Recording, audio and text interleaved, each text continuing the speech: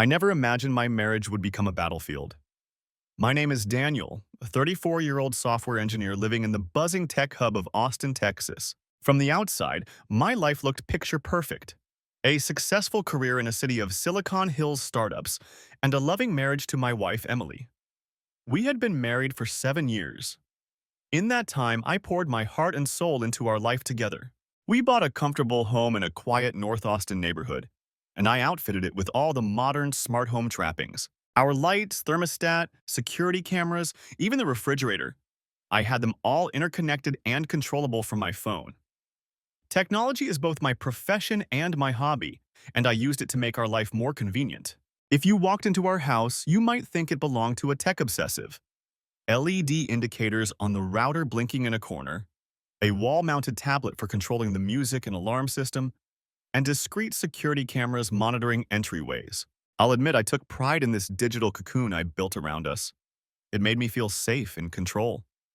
In those early years, I was emotionally all in on our marriage. I adored Emily, her quick wit, her warm smile, the way she'd curl up next to me on the couch as I tinkered with some gadget. She worked as a project manager at a local tech marketing firm, and we often bonded over our work days, sharing industry gossip and brainstorming ideas over dinner. Austin's tech scene is vibrant, and as a couple, we attended our share of meetups and launch parties. I was proud to have a partner who could hold her own in conversation with my engineering friends, even if she liked to tease me for being a tech geek.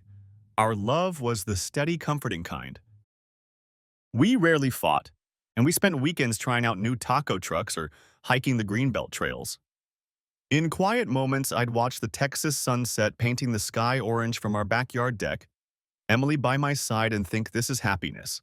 But looking back now, I realize that even then there were subtle fault lines under the surface. I was meticulous by nature, whether in writing clean code or organizing our household. Emily used to joke that I managed our home like a project, complete with checklists and automations. I thought she appreciated my thoroughness. After all, our bills were always paid on time, our appliances never broke down thanks to my preemptive maintenance, and she never had to worry about tech issues because I handled everything. Perhaps I missed some warning signs, chalking them up to the normal ebbs and flows of married life. There were the occasional nights when she worked unexpectedly late, the business trips that popped up without much notice, or the times I found her lost in thought with a distant look in her eyes. I brushed these aside. I trusted my wife completely. Trust was a cornerstone of our marriage, or so I believed. If Emily seemed a bit withdrawn or secretive with her phone now and then, I told myself everyone craves a bit of privacy. I was confident that the life we built was solid. My own character is calm and rational. I solve problems for a living, debugging complex systems systematically.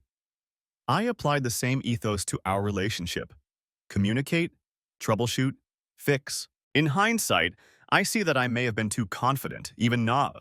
I assumed fidelity was as given as the sun rising over Lady Bird Lake. Secure in that assumption, I never considered monitoring Emily's communications or whereabouts. I found the very idea distasteful. Despite my love of digital surveillance gadgets for security, I drew the line at spying on loved ones. I respected her personal space as she did mine. Little did I know that my world was about to be upended. The systems I built to secure our home would soon capture something that would shake the foundations of my reality. The betrayal that I never saw coming was already in motion, quietly unraveling the life I thought we shared. And when it finally came to light, it would ignite a cold, methodical fury in me that I didn't know I possessed. My journey from devoted husband to calculated avenger was about to begin, set in motion by a discovery that no one ever wants to make. The discovery. It started with something small, insignificant really by most standards. One Thursday evening, I came home around 7 p.m., late from debugging a stubborn code issue at work. Emily wasn't in the kitchen as usual, and the house was unusually silent.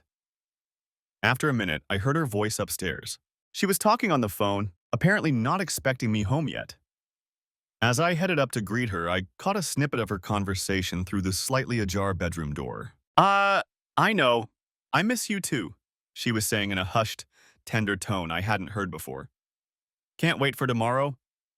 "Same place. I'll tell him I have a client meeting." I froze mid-step, my heart suddenly thudding. There was an intimacy in her voice that was unmistakable. My brain tried to rationalize. Maybe she's talking to a girlfriend or a relative? But miss you and same place sounded nothing like a work or family call. I felt a flush of adrenaline and heat creeping up my neck. Not wanting to eavesdrop further, or perhaps afraid to hear more, I deliberately pushed the door open and announced, "Hey, hun, I'm home." Emily nearly jumped out of her skin. She ended the call abruptly, fumbling her phone as if it had burned her. When she turned to me, her face was flushed, eyes wide. "Oh, I didn't hear you come in," she stammered. There was a wild, startled look in her eyes, like a deer caught in headlights. I forced a casual tone, trying to ignore the heavy thump of my heart. "Everything okay?" I asked. My eyes flicked to her phone, which she gripped tightly. For a split second, a paranoid urge washed over me to snatch it and see who she'd been talking to. But I suppressed it. "That's not who I am," I told myself. She nodded quickly, too quickly. "Yeah, fine, that was just Marissa from work. Big project deadline coming up, you know how it is," she said, waving the phone slightly and then setting it face down on the nightstand. Her explanation came out in a rush, too detailed, too defensive. I knew her well enough to sense when she was hiding something. I felt a sick pang in my stomach, but I forced a smile. "Sure, I know you've been busy, hungry. I can order us some Thai takeout," I offered. She smiled back, visibly relieved that I wasn't pressing her, and agreed that dinner sounded great. The rest of the evening we went through our usual motions. But an invisible wall had sprung up between us. Over green curry and spring rolls, her talk of work was a little too breezy, her affection a bit forced. I responded in kind, acting normal, but inside, questions swirled. Who was she really talking to? What's happening tomorrow at the same place? That night, long after Emily had fallen asleep, I lay awake in the dark, staring at the ceiling fan whirring softly. My mind parsed the bits of conversation I overheard. "Miss you too. Tomorrow, same place." It was impossible to avoid the conclusion that she was arranging a romantic rendezvous. I could feel the first pricklings of betrayal, a hot knife twisting in my chest. But I still clung to denial. Perhaps there was a benign explanation. Maybe I misheard. Or maybe it was an emotional affair at most, just texting flirtations, something she could be guided away from. My logical mind sought any plausible alternative to infidelity. Cheating was an ugly word I wasn't ready to accept. However, another part of me, the methodical investigator, began formulating a plan. If something was truly going on, I needed clear proof. I couldn't confront her with only a few muffled words as evidence.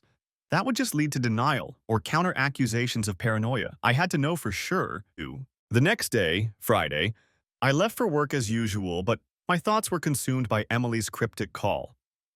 She mentioned a client meeting as a cover for today. I recalled her schedule. She had indeed told me earlier in the week that she might meet a new client today around lunch. If that was a lie, then where would she actually be? Same place implied a recurring meeting spot, perhaps a hotel or someone's home. The possibilities made me nauseous. I decided to quietly leverage the technology at my disposal. First, I accessed our cell phone plan's online portal during a break at work. As the account owner, I could see records of calls and texts for both our phones, though not the content of messages. Sure enough, in Emily's call log, there was a number that stood out. One that wasn't saved in her contacts on the bill, appearing frequently over the past few months. It was the number she had dialed last evening around 6:50 p.m., just before I caught her. My heart sank seeing how many times that number had interacted with her line. Dozens upon dozens of calls and text records, often at odd times like late evenings or during her lunch hour. It stretched back at least 3 months. Seeing it laid out in rows on my screen felt like a punch to the gut. I ran a quick reverse lookup of the number. No name on public directories, likely a personal cell. I copied it into my notes. I resisted the urge to call it. I wasn't ready for direct confrontation with an unknown person. Instead, I planned a more cautious approach. Next, I realized that if she truly was meeting someone today, I might be able to catch them in person. I remembered that the Find My app was installed on both our iPhones and linked under a family account. We had enabled device location sharing long ago for convenience and safety, though we rarely used it. Hoping she hadn't disabled it, I checked her phone's location from my computer. To my dismay, her location was not available. Either it was turned off or she had explicitly stopped sharing. Perhaps she had gotten more careful. That itself was suspicious. Emily used to share her location with me freely. Why had it stopped? Plan B, our car. We shared a 2018 SUV, which had a built-in navigation and security system with an app that tracked the vehicle's location. I was the one who set it up originally, and luckily Emily never bothered to tinker with those settings. Logging into the car's app, I saw the SUV's GPS ping on a map. Around noon, it was parked not at any client's office downtown, but at a La Quinta Inn out in Round Rock, a suburb north of the city. My heart pounded as I double-checked. Yes, that was our license plate. Stationary in the parking lot of a roadside hotel in the middle of a workday. There was no reason for her to be there. No client meeting would be at a cheap hotel off the interstate. A mix of fury and sorrow welled up in me. Still, a part of me wanted to see it with my own eyes, as if direct observation would hammer home the truth that I was desperately hoping wasn't true. I told my manager I had a personal emergency and slipped out of work early. The drive up I-35 was a blur. I recall gripping the steering wheel so hard my knuckles were white, and my stomach was in knots. I didn't know what I'd do or see at the hotel. I only knew I had to be there. I arrived around 12:45 p.m., pulling into the sprawling parking lot filled with pickups and sedans baking in the Texas sun. Our silver SUV was easy to spot. I parked a few rows away, my heart thudding in my chest as I tried to decide my next move. Bursting into the hotel and knocking on every door was out of the question. I wanted evidence, not a public scene. So I waited. It felt surreal, like I was outside my own body watching a bad movie play out. About 20 minutes later, I saw them. Emily emerged from a side entrance of the hotel, walking with a man. I instinctively sank lower in my seat, adrenaline surging. She was smiling up at him, and he had a hand on the small of her back. He was mid-40s, tall, with a salt and pepper beard, dressed in business casual. They looked comfortable with each other in a way that immediately shattered any remaining doubts. As they walked to our SUV, she must have driven them here, he suddenly turned her toward him and kissed her. A full, deep kiss in broad daylight. And she kissed him back, wrapping her arms around his neck briefly. Even from a distance, I could feel my world caving in. It was as if a cold vice clamped around my chest, squeezing the air out of my lungs. I fumbled for my phone, hands trembling, and snapped a couple of photos through the windshield. The evidence was grainy and zoomed, but clear enough. My wife entwined with a man who was clearly more than a friend or colleague. The client meeting excuse was a blatant lie. I felt simultaneously nauseous and enraged, but I bit down on the inside of my cheek and forced myself to stay put. Confronting them here, in a parking lot, might lead to an ugly altercation or even violence. I didn't trust what my furious impulse might drive me to do. My logical side, though shaken, whispered for restraint. They parted from the kiss and spoke a few words. I couldn't hear anything from inside my car, but Emily laughed at something he said. I recognized that laugh, bubbling and flirtatious, a sound that used to be reserved for me. The man then walked to a black BMW parked a few spaces away. She waved as he got in, and they drove off in opposite directions. He left the lot, and she headed back toward downtown in our SUV, presumably returning to work for the afternoon as if nothing happened. I sat there for a long moment, breathing hard, tears of rage and pain pricking at my eyes. It took all my willpower not to follow the man or chase her down. Instead, I methodically saved the photos I took, backing them up to a secure folder on my phone. My hands were shaking so badly I nearly dropped the device. There it was, unequivocal proof of her adultery. My wife was cheating on me. The shock of that realization settled over me like a dark cloud. Even though I had suspected it over the last 18 hours, seeing it was a different kind of hurt, sharp and deep. As I started the car and drove home, 1,000 thoughts swirled chaotically. Who was that man? How long had this been going on? Why would she do this to us? Questions with no immediate answers. But amidst the emotional storm, one thing crystallized with stark clarity. I needed to confront Emily, and soon. I deserved answers, and I needed to hear them from her own lips. Yet I resolved that when I did, I would remain as calm as possible. If there's one thing my logical mind could still control, it was my demeanor. I didn't want an explosive fight. I wanted the truth, and I wanted her to see that I knew everything. A part of me even hoped, foolishly, that maybe she'd break down remorsefully, that there could be a path to reconciliation if she truly regretted it. Another part of me, growing ever louder, seethed that she had betrayed my trust and someone had to pay for that. On the drive back, I stopped at a quiet strip mall parking lot and made a decision that, in hindsight, was significant. I activated the voice recording app on my phone and tucked it in the center console. Texas is a one-party consent state for recordings, meaning I could legally record my own conversations without telling the other person. I wanted a record of whatever Emily was going to tell me when confronted, whether it was a confession, lies, or threats. In my mind, evidence was now king. The photos, the call logs, the forthcoming confrontation, I intended to gather it all. Some rational part of me was already cataloging this information like evidence files in a case. Perhaps it was my way of coping, treating the situation like a problem to be analyzed rather than an emotional catastrophe. By the time I reached home, my emotions had settled into a brittle, icy focus. The hurt was still there, but it was now underpinning a grim determination. I felt like an automaton as I went through the motions. I parked, went inside, and sat at the kitchen table in silence, waiting for Emily to come home from work. My heart was pounding and my mouth was dry, but I steadied myself with slow breaths. The voice recorder on my phone was still running in my pocket. Whatever happened next, I wanted an exact record of it. The confrontation. Evening shadows were stretching long across the living room when I heard Emily's key in the front door. My stomach lurched with anxiety, but I kept my face composed. She walked in looking a bit tired but otherwise normal in her charcoal business suit, ever the professional. When she saw me sitting at the kitchen table, she flashed me a brief smile that looked almost genuine. "Hey," she said casually, dropping her purse on the counter. How was your day?" I had to swallow a surge of anger at the sheer normalcy of her tone. How dare she act like everything was fine? But I remembered my resolve and replied evenly, "We need to talk, Emily." Something in my voice must have given me away because she paused, eyes flicking to my face. "All right?" "What is it?" she asked slowly. She didn't come closer. I motioned to the chair opposite me at the table. "Have a seat." My voice was surprisingly calm, almost cold. Inside, my heart raced, but outwardly I managed a fade of control. She sat down warily. Up close, I could see her face was slightly flushed, perhaps from rushing back to work or other activities. The thought made me grit my teeth, but I pressed on. I looked directly into her eyes. "Where were you at lunch today?" I asked. She blinked, clearly not expecting that question.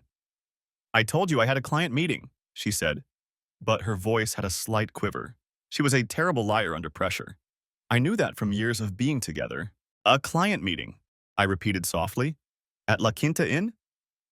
The blood drained from her face so fast I thought she might faint. Her eyes went wide. What?" she stammered. Why would you say that?" She attempted a laugh, but it came out forced and thin. "That's ridiculous. I was downtown at—" "I saw you, Emily," I cut in, no longer interested in watching her perform. My voice hardened just a fraction. "I left work early. I went to that hotel. I saw you with him." Her mouth opened and closed, but no words came out. The look of sheer shock on her face would have been almost comical if the situation weren't so devastating. For a moment, we just stared at each other. Her pale and stunned. Me grim and unblinking. "I don't know what you think you saw," she began weakly, but I immediately shook my head. "Don't insult me," I said, my tone like ice. I saw you. I saw you kissing him." My voice caught slightly on the word kissing, betraying a hint of the hurt and anger swirling beneath my controlled surface. "Is he the same person you've been calling and texting for months? The one whose number shows up on our phone bill almost every day?" Emily's eyes welled up with tears. "Oh my God," she whispered, covering her mouth with her hand. She realized the charade was over. The evidence was too much. There was a long silence.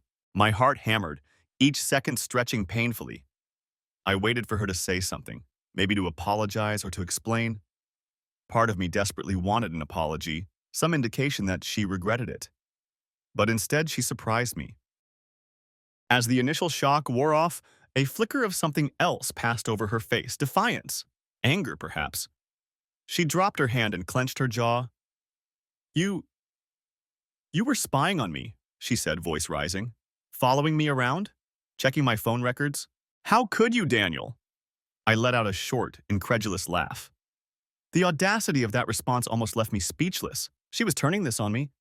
Are you seriously trying to make me the bad guy here? I asked, voice low. You lied to me. You cheated on me. And you're upset that I caught you? She stood up abruptly, the chair legs screeching against the tile. I can't believe this. You had no right to stalk me. Her eyes flashed with a mixture of panic and fury, tears still threatening to spill. It seemed the tactic she'd chosen was anger, perhaps to cover her guilt. This is such an invasion of privacy, checking up on me like some kind of creep. My own anger, carefully held in check, flared at that. I stood as well, feeling a sudden urge to throw something, but I kept my hands flat on the table. Privacy? Don't even start. I'm your husband, and I only went looking after you gave me reason not to trust you. Would you have preferred I remained blissfully ignorant while you screwed around behind my back? She winced at my blunt words, but her anger didn't abate. We were going to tell you, she snapped, then immediately corrected. I was going to tell you, I just needed time to figure things out. That hit like another blow. My breath caught. The implication that she and this man had been plotting something together, maybe even how to reveal the affair, made my skin crawl. How long, Emily? I asked, quieter now, which made my tone even more dangerous. How long have you been seeing him? She crossed her arms tightly, looking away. Her face was a mask of sullen resentment mixed with shame. About 6 months, she muttered.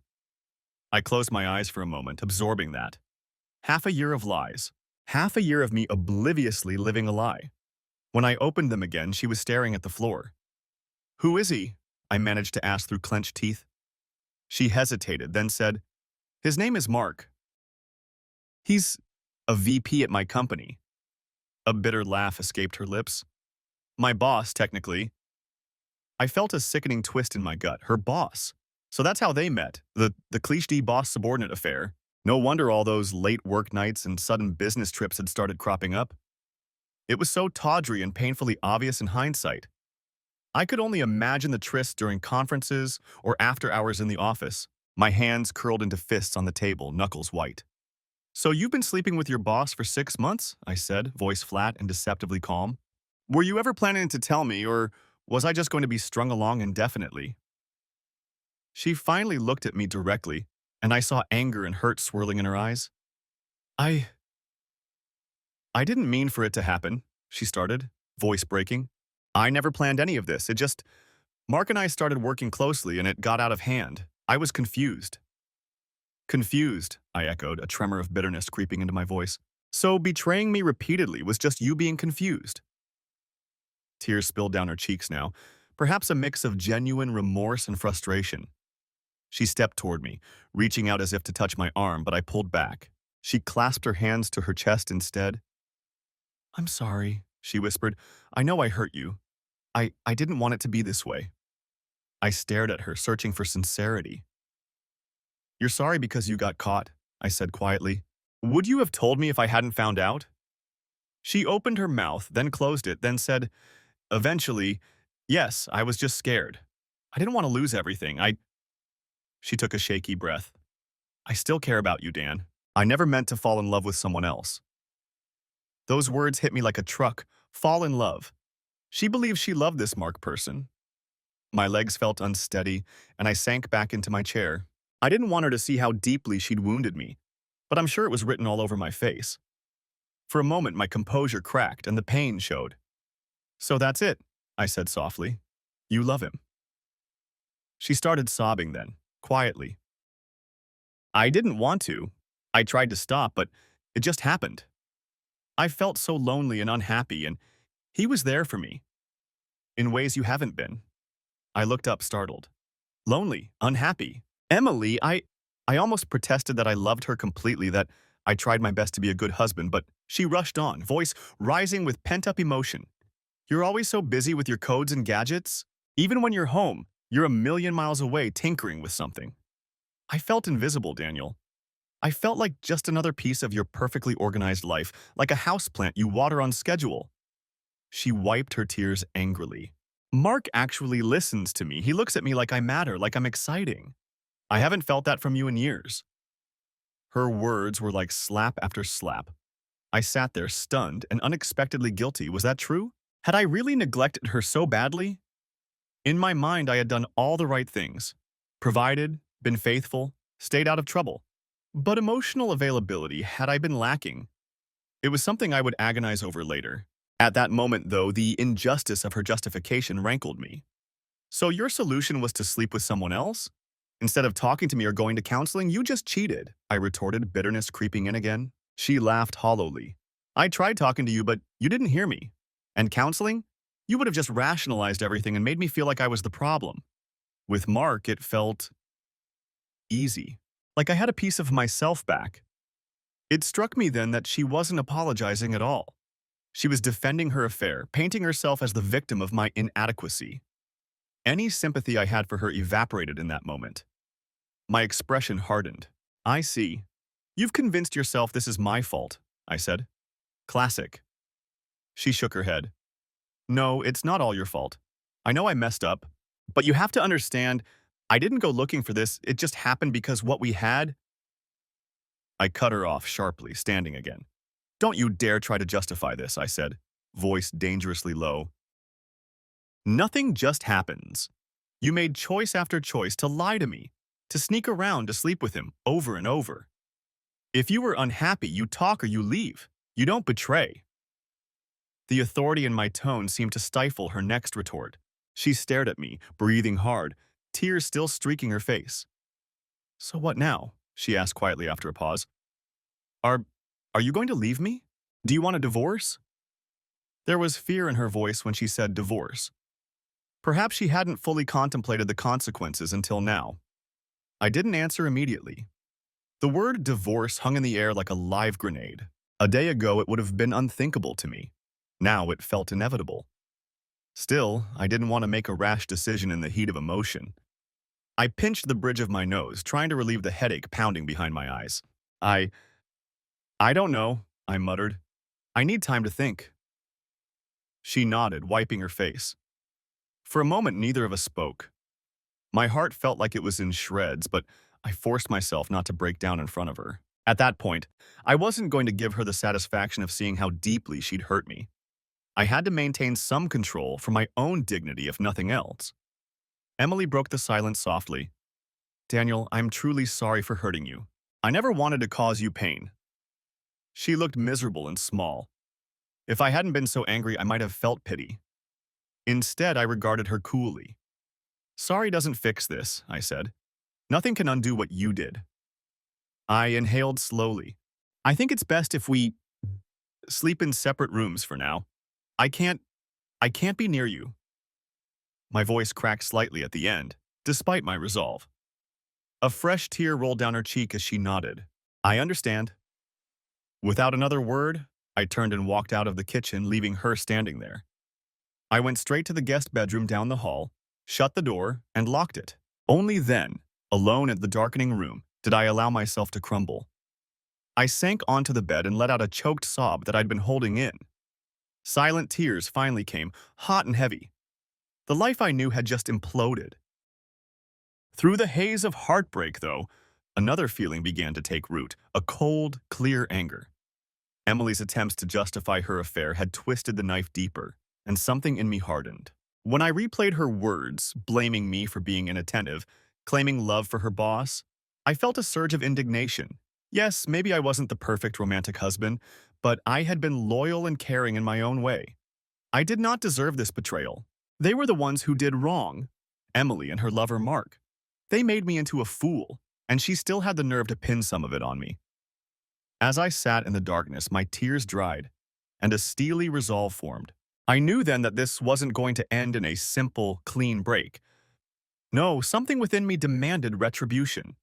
If she thought I would quietly slink away while she and her paramour waltzed off into the sunset, she was grievously mistaken. I didn't raise my voice or a hand against her, but in that moment I promised myself I would make them both truly regret ever betraying me. Meanwhile, in my pocket, my phone continued to record. Every raw word of our confrontation had been captured, including her admissions and excuses. I saved the audio file and uploaded it to a secure cloud drive for safekeeping, labeling it Conversation with Emily Day 1-1. It felt a bit surreal, but I was already treating this like gathering evidence for a case or a battle plan. Something fundamental had shifted in me. My love for Emily had not vanished instantly. I suspect a part of me would always love the woman I thought she was, but it was now eclipsed by hurt and anger. If she truly wanted war by betraying me, then war she would have. Before I eventually cried myself to an exhausted sleep that night, I drafted a quick cryptic email to a certain lawyer whose name I found via a quiet Google search on my phone, a well-reviewed divorce attorney in Austin. I simply wrote that I might be in need of representation soon regarding adultery by my spouse, and asked to schedule a discreet consultation.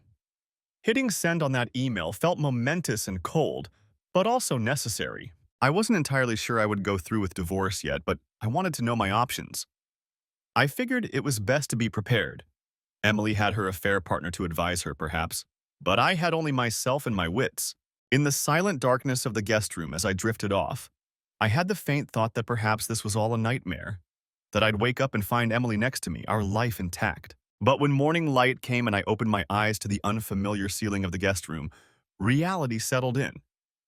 This nightmare was real, and it was just beginning. Detachment. The days that followed felt like I was living in a stranger's home.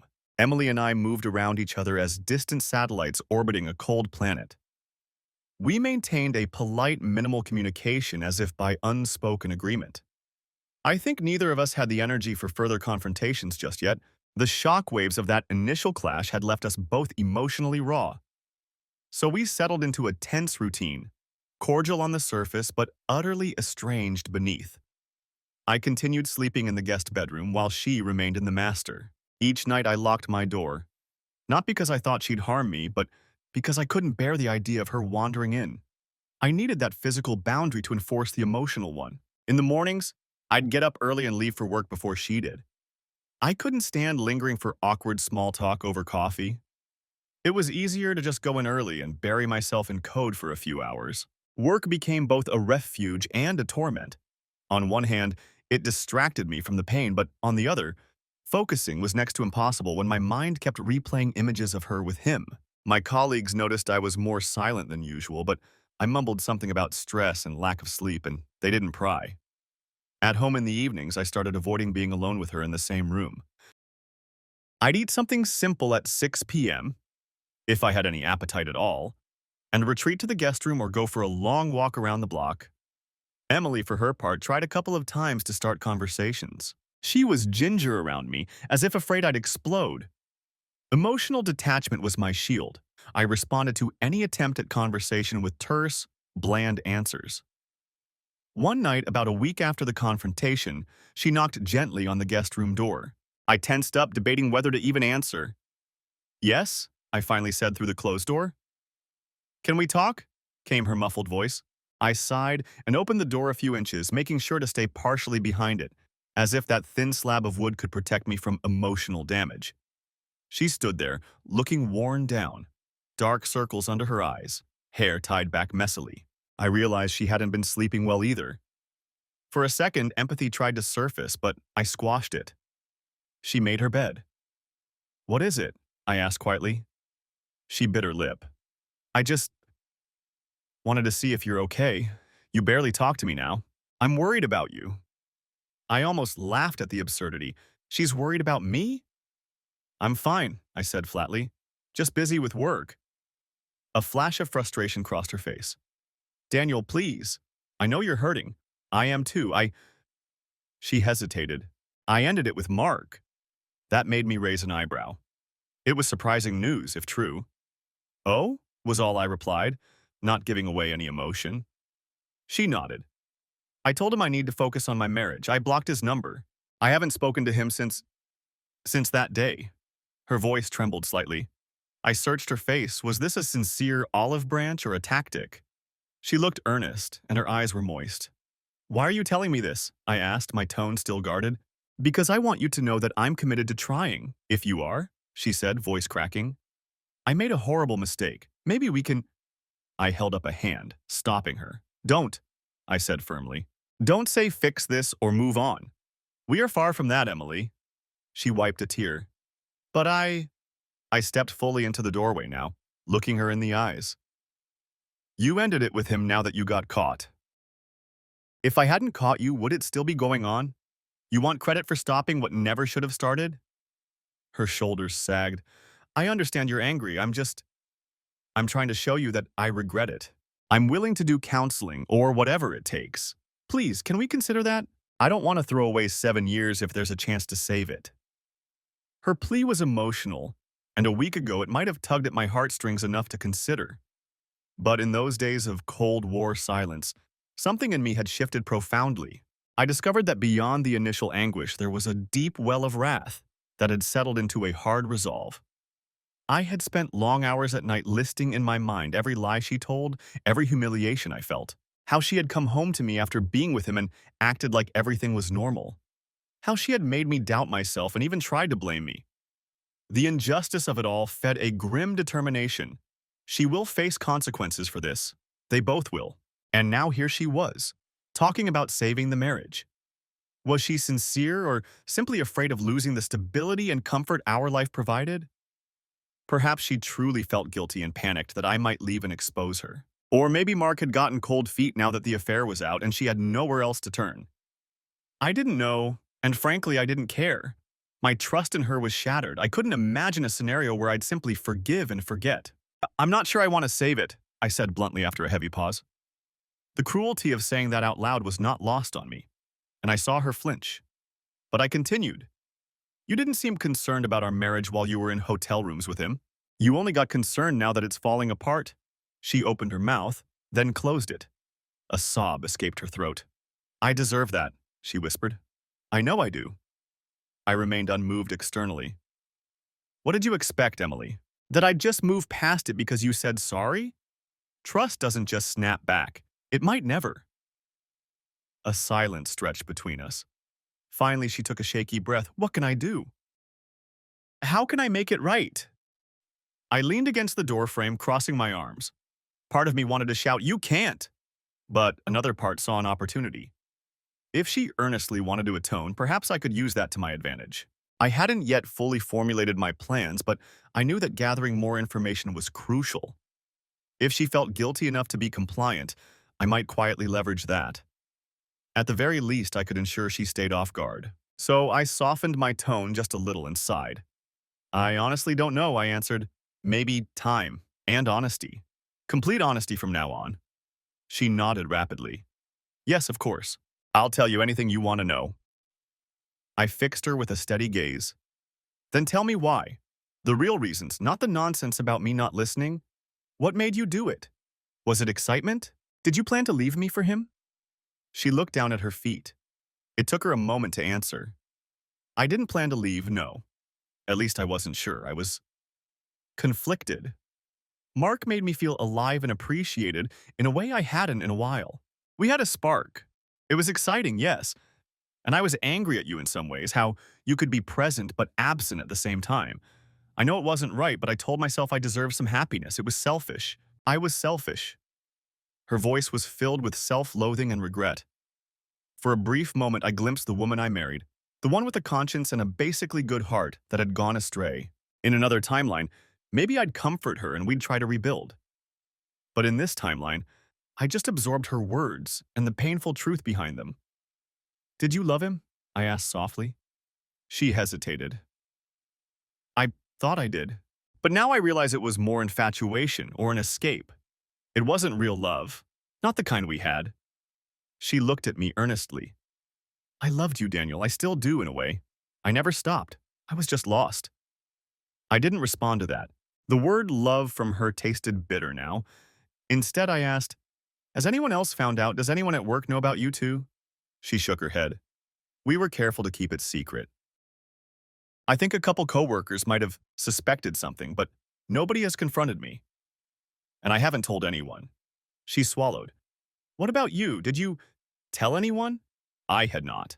I had been too embarrassed and hurt to confide in even my closest friend. My parents lived in another state, and while I was close with them, I hadn't breathed a word to them yet either. No, I haven't, I replied. For now, it stays that way. She nodded with apparent relief. I could guess why. Her greatest fear was likely public humiliation or our families finding out. That gave me a small, grim sense of power. She was afraid of that fallout. I filed the fact away. I appreciate you answering, I continued. Honesty is all I want now. And space. I sighed, feigning more exhaustion than I felt. I can't decide anything about our marriage right now. I'm too hurt. I need to just take it day by day, okay? Oh, okay, she agreed, looking somber. I'll give you space, but please, if you ever want to talk, I'm here. And I meant it about counseling. If you want that. I gave a non-committal grunt. We'll see. Then I added, in the meantime, I think it's best if we keep things civil. No more yelling or blaming. It doesn't help. She managed a weak smile. Agreed. I don't want to fight. It was ironic to hear her speak of not wanting to fight, given the war that was brewing in my own mind. But outwardly, I matched her conciliatory tone. Good night, Emily, I said quietly, stepping back and gently closing the door. Good night, Dan, I heard her whisper just before the latch clicked. As soon as the door was shut, the polite mask fell from my face. My jaw clenched. That conversation had been taxing, but it served its purpose.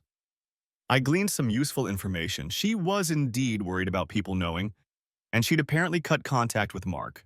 Whether that was true or not, time would tell, but if it was, it meant he might be out of the immediate picture. That was fine. I could always involve him later when I needed to. More importantly, I'd planted the seeds for a false peace. By acting like I was considering reconciliation and needed space, I kept her off balance and less suspicious of my actions. She might think I was cooling down and possibly amenable to working it out. In reality, during that week of detachment, I had begun formulating a plan, a meticulously cold plan for revenge. At night, unable to sleep, I found myself listing everything I could do to reclaim some sense of justice. Some ideas were pure fantasy. In dark moments, I imagined physically harming Mark or smashing his car, satisfying to picture, but obviously illegal and out of character for me. Other ideas were more calculated, exposing their affair to her job's HR department, or to his wife if he had one, cutting off Emily's access to our money, documenting all evidence to utterly crush her in divorce proceedings, even possibly suing, if there was any legal avenue. Though Texas doesn't allow suing the lover for alienation of affection, I knew. I realized I needed professional guidance on the legal front. The lawyer I had emailed responded, and we set up a meeting for the following week. Until then, I continued to gather intelligence. My tech background became my weapon. I spent hours after work combing through every bit of data I could quietly access. I started with our finances. Late one night, I logged into our joint bank accounts and credit card statements. If Emily was telling the truth about ending the affair, she wouldn't be expecting me to comb through records with a fine-toothed comb, especially if she thought we might reconcile. But I wanted to see if there were any hidden expenditures, hotel charges, gifts, unexplained ATM withdrawals. Sure enough, patterns emerged. I saw a handful of charges at restaurants I'd never heard of, often during lunch hours, likely their little rendezvous spots. There were 2 hotel charges, not La Quinta. Looks like he paid for that one, as I saw no charge on our card. But a fancy resort in Lake Travis on a weekend. I had been away at a tech conference. My stomach churned seeing those, but I dutifully saved each statement and highlighted the suspicious items. I also checked if she had withdrawn large sums of cash. Sometimes cheaters use cash to avoid trails. There was a $500 ATM withdrawal 2 months ago that I couldn't account for. Possibly a gift for him or spending on a getaway. All of it I saved as evidence of marital waste, money from our accounts spent on her affair. Under Texas law, spending communal money on an affair can be argued as fraud on the community, meaning I could seek reimbursement for those funds in the divorce. I intended to do exactly that. I then turned to more technical sleuthing. I knew better than to do anything outright illegal like hacking her personal accounts. My lawyer would surely warn me off such things, and indeed later he did, stressing to avoid unlawful privacy violations that could backfire. But fortunately, I didn't need to hack much. We had a shared home computer where conveniently her email was logged in. She mainly used a personal Gmail account and sometimes left it open out of habit. One evening when she was showering, I quickly hopped on the computer. The guilt or fear must have made her careless because her Gmail was still logged in from the last time she used the browser. I quietly clicked through her emails, trying to stay as forensic as possible.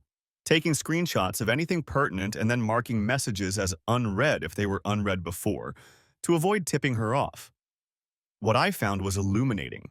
She hadn't emailed Mark, likely they stuck to calls and texts to avoid a trail, but there were a few interesting communications with her close friend who lived in another state. In those, a couple of months back, Emily had vaguely confided about a guy at work she felt drawn to, and how unhappy she was with me at the time. It wasn't explicit about the affair, but it hinted that something might happen. Then, an email more recently from that friend asking, "How are things with the work situation? Did you ever tell Daniel anything?" To which Emily responded, I clenched my jaw reading this, "It's complicated. He doesn't know.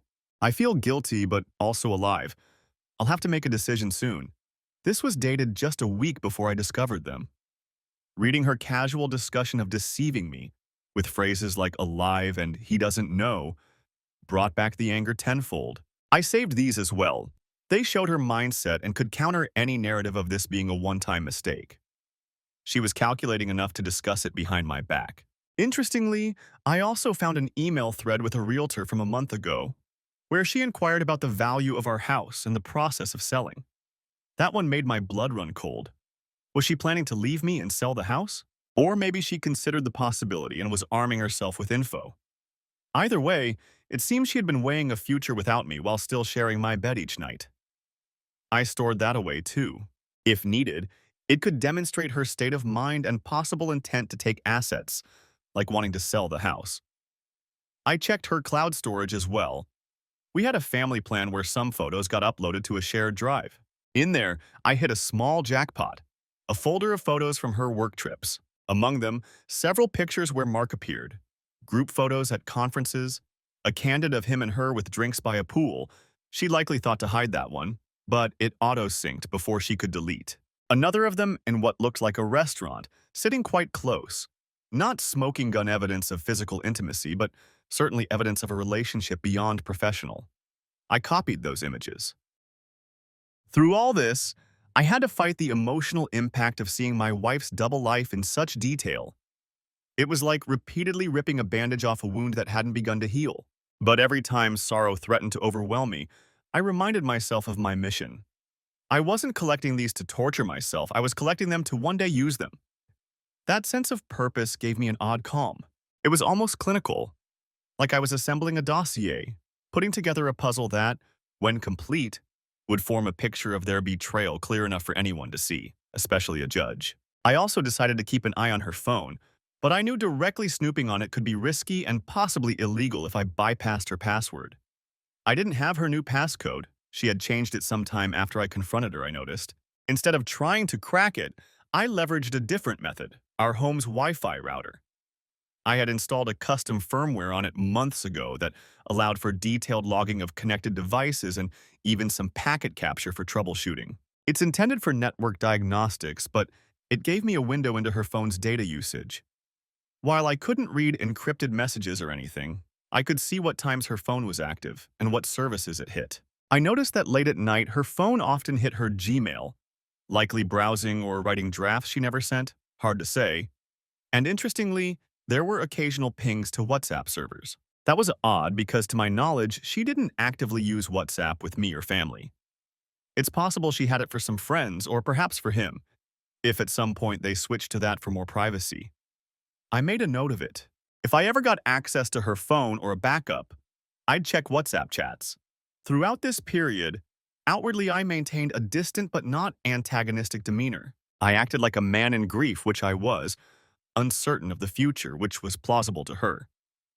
I responded politely when spoken to, but never initiated conversations beyond necessities. I told her I'd be sleeping in the guest room for the foreseeable future. She accepted that. She did attempt a few small gestures like offering to make me dinner or buying my favorite beer, but I usually declined or gave a half-hearted thanks and then kept to myself. I think she understood that pushing me would only make things worse. In truth, this stage of detachment and quiet information gathering was critical for me. It allowed me to transition from the initial shock and fury into a more controlled burn.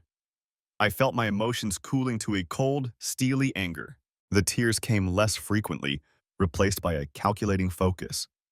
If Emily noticed this transformation, she might have mistaken it for me slowly coming to terms or emotionally shutting down out of depression. Only I knew that behind my impassive facade, gears were turning furiously, plotting the destruction of the life she had known. At work, during spare moments, I began researching Texas divorce laws and cases of adultery. I learned that while adultery isn't a crime here, it can be cited as fault in a divorce and influence the outcome. Texas judges can consider adultery when dividing property, sometimes awarding a greater share to the wronged spouse and even ordering reimbursement for funds spent on the affair. That knowledge was empowering. It meant the law, to some extent, was on my side if I played this right. I also learned that Texas is a community property state, so without fault, each would normally get about half, but adultery could tilt that. Importantly, I discovered terms like wasteful dissipation and fraud on the community estate, which basically covered what I suspected. If she gave community assets to her lover or blew money on him, the court could compensate me for that. I was definitely going to bring that up with my lawyer. I also researched the legality of various actions, for instance, recordings. I had that recording of our confrontation. Texas being one-party consent meant it was likely legal for me to have done so. It might even be admissible in court if needed, since she effectively admitted to the affair on it. Photographs I took of them in public were also legally obtained.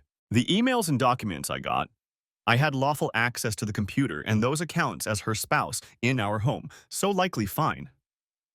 I made sure not to do anything like installing spyware or wiretaps because those could be illegal and inadmissible. I was walking a fine line, but I was careful to stay on the side of legality. I wanted every piece of evidence to be ironclad and usable. During that detached period, one more thing happened that would later feed into my strategy. Emily got a call one evening which she took outside on the patio, somewhat away from earshot. This was suspicious in itself, so I subtly followed and cracked the window to listen. She was talking to Mark, despite her claim she cut him off. I caught fragments. "No, I told you I can't. We have to stop. He's considering divorce. I'm trying to fix it. Yes, I meant what I said. I'm sorry, too.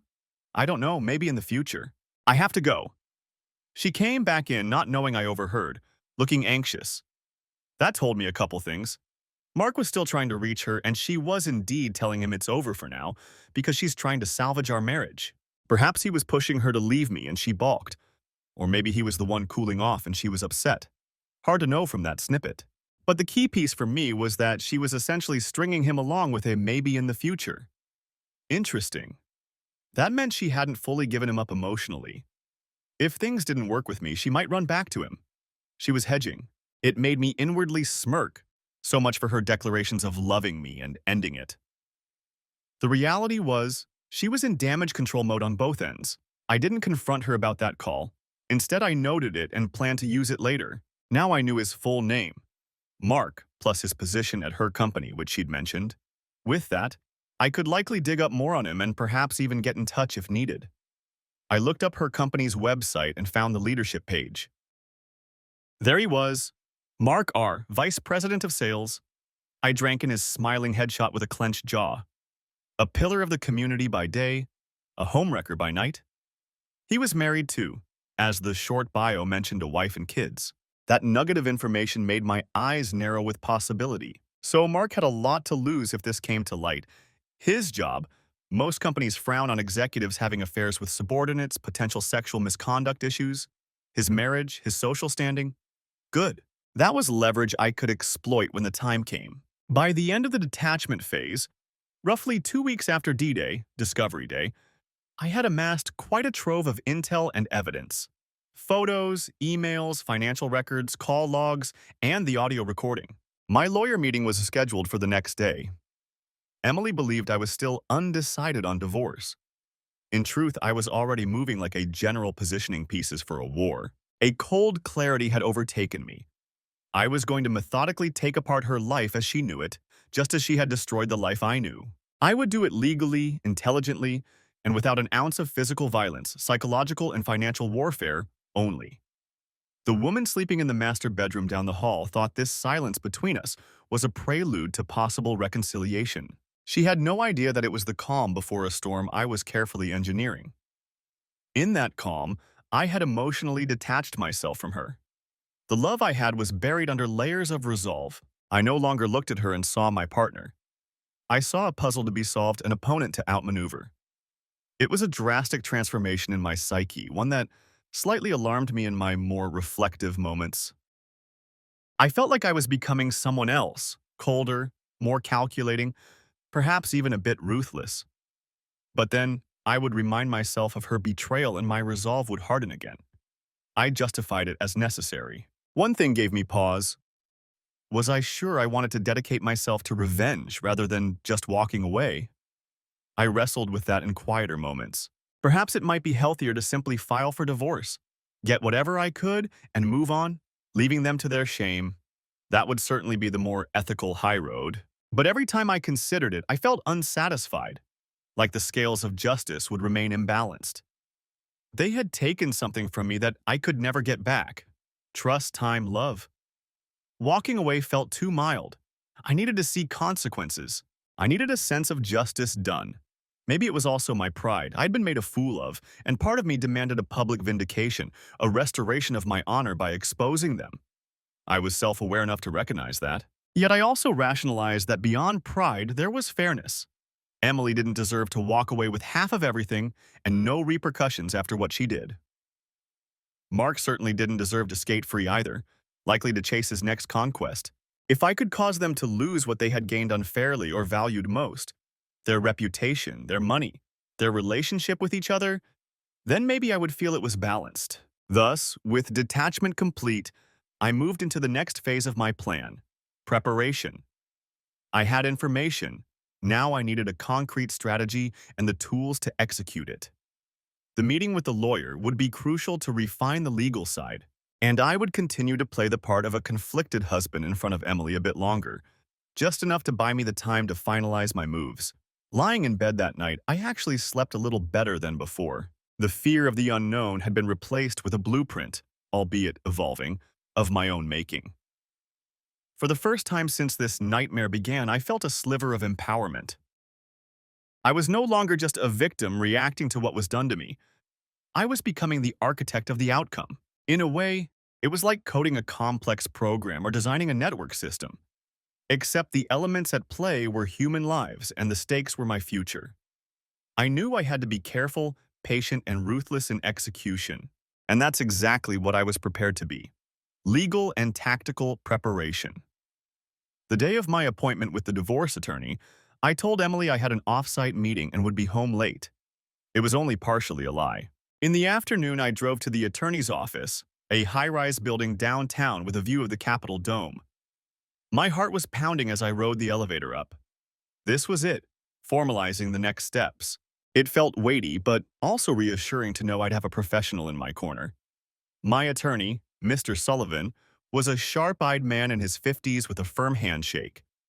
His conference room had a long mahogany table where we sat across from each other. I had come prepared with a thumb drive of key evidence and a written summary of events, factual and timeline-focused, holding back the emotional outpouring. Sullivan had clearly dealt with these situations often. He listened attentively as I gave him a rundown. My wife's affair, the evidence I had gathered, and my general goals. I told him plainly I wanted to protect my interests and not let her get away with this unscathed. I'm considering filing for divorce on grounds of adultery, I explained calmly. I want to make sure I do this right, legally, and I want to know how best to position things so that I come out with what I deserve. There was a hard edge in my voice that I couldn't quite hide. Mr. Sullivan nodded. I'm very sorry you're going through this. Adultery cases are tough, but you're doing the right thing by gathering evidence and seeking counsel. Now, Texas is a no-fault divorce state by default, but it does allow fault-based grounds like adultery. Filing on adultery can indeed influence the division of property and possibly spousal support if it applies. He adjusted his glasses and continued. Let's discuss assets and finances. Texas is a community property state, meaning everything acquired during marriage is generally split 50-50. However, if we prove adultery, the judge has discretion to award a disproportionate share to the wronged spouse as a just and right division. For example, if your wife spent marital funds on the affair, the court can order a greater share to you to offset that. Also, if the adultery was egregious, Sometimes judges give the innocent spouse more of the assets as a form of, let's say, equitable justice. I nodded, already aware of some of this from my research, but hearing it confirmed was good. I've identified some spending related to the affair. Hotel stays, dinners, maybe gifts, I said, showing him a list I printed of those transactions. Can we claim those as, I think the term is, reimbursement to the community? He took the sheet and scanned it. Yes, in Texas, it's often termed a waste claim or fraud on the community. Essentially, you argue that she wasted community assets on her lover, and you ask the court to reconstitute the estate or award you an appropriate credit. We'd include that in the petition or at least raise it during negotiations. I felt a grim satisfaction. Good. She'd have to pay for those illicit luxuries in the end. What about spousal support? I asked. I earn more than her by a significant margin. Normally, would I have to pay alimony? And can adultery affect that? Sullivan pursed his lips. Texas has pretty limited spousal support called maintenance here. It's not guaranteed. Factors include length of marriage, ability of each spouse to earn, etc. Your marriage is 7 years. Typically, if she's employed and self-sufficient, she might not qualify at all unless she can't meet basic needs or it was 10 plus years and she lacks earning ability. Even then, adultery can be considered against the spouse seeking support. In other words, if she tried to get support from you, her adultery could sway a judge to deny it. Conversely, if you hypothetically were the one needing support, her misconduct could help you get it. But that doesn't apply here since you're the higher earner. I nodded. We both knew I wouldn't seek support. I just didn't want to pay her a dime more than necessary. So likely, no spousal maintenance for her, especially if we highlight the affair. Correct, he affirmed. I doubt a judge would make you pay maintenance to a cheating spouse who can support herself. Now, property. Do you have a house, savings, retirement accounts, etc.? I laid it out. The house, both our names on the deed. 2 cars, mine paid off, hers still financed but almost done. Our 401k accounts, some stocks, joint savings, etc. As I recited, I realized how much we had built together materially, and how all of it now had to be divided or fought over. It was depressing, but I focused on the strategy. He took notes. All right, with adultery, we can aim for you to keep the house or a larger share of its equity, for example, as part of an unequal division. If you want that, we could also push for a larger share of other assets. Judges will look at various factors, but fault is one they can consider. I definitely want to keep the house if possible, I said. I don't see why she should get half of it after what she's done. Also, I suspect she might try to sell it or force a sale. She even spoke to a realtor at one point, I found out. His eyebrows rose. She did? That's interesting. Well, if you want the house, our petition can request that you be awarded the house in the division. You might have to buy out her share of equity, but maybe we can argue she already spent some of her share on the affair and reduce that, etc. Or if it gets nasty, the court might order it sold and split, but we'll aim to avoid that by showing why a split favoring you is fair. I was pleased with that approach. I also told him about the recording of our confrontation and the photos. I have her basically admitting to the affair on tape, and I have pictures of them kissing. I've kept everything legal. Public setting photos, one-party consent recording, stuff I had access to at home. I know not to hack or tap illegally. Good, Sullivan said, looking a bit surprised at my thoroughness. This evidence will likely be very useful. The photos and her own admissions could make it open and shut in proving adultery if we go to court. Also, it's leverage. Most cases settle before a trial, especially when one side has such damning evidence. She'll know she's in a weak position. He was right. If she had any sense, she'd want to avoid a public courtroom airing of her sins. That was part of my plan. Use leverage to force a favorable outcome. Sullivan continued. We can file the petition citing adultery and include a lot of these details in it. Sometimes just the petition being served can jolt the other party into coming to the table with concessions. How public do you want this to be? I paused.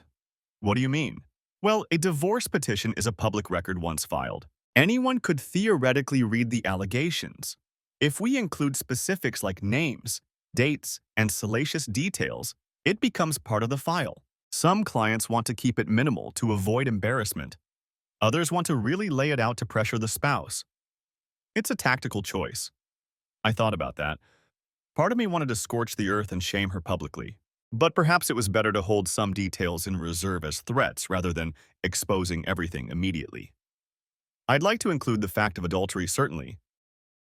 Maybe not every piece of evidence in the petition, but enough that it's clear and she knows I have receipts. I do want to maintain some leverage for negotiation. He nodded approvingly. That makes sense. We can say something like, petitioner seeks a disproportionate division of the marital estate due to respondent's adultery and fraud on the community. And petitioner is in possession of clear evidence of respondent's extramarital affair with a named third party. We can even name him in the petition if you want. That sometimes adds pressure, especially if that third party is married or an employer might see it. He gave a shrewd smile. My eyes lit up.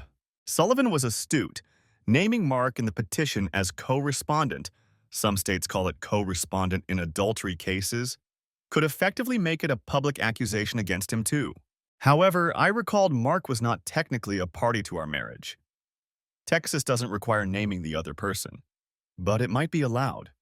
Is that commonly done? Naming the lover in the petition? It's not typical, but not forbidden. Some attorneys do it as a scare tactic. It's a public document, yes. The risk is it might anger your wife more or complicate negotiations if she's very protective of him. But it can also freak out the lover if he learns he's mentioned. Might make him push her to settle quickly to avoid more exposure.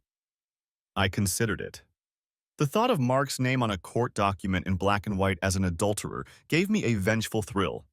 But maybe better to hold that card. Maybe we hold off naming him in the initial petition. Use it as a threat. If she doesn't cooperate, then we can subpoena him or involve him in deposition, etc. Absolutely.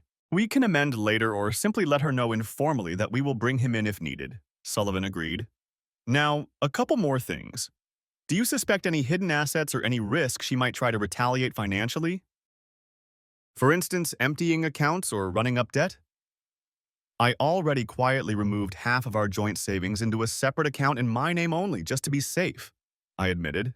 I'd done that earlier this week, transferred roughly 50% of the liquid cash to an account she can't touch.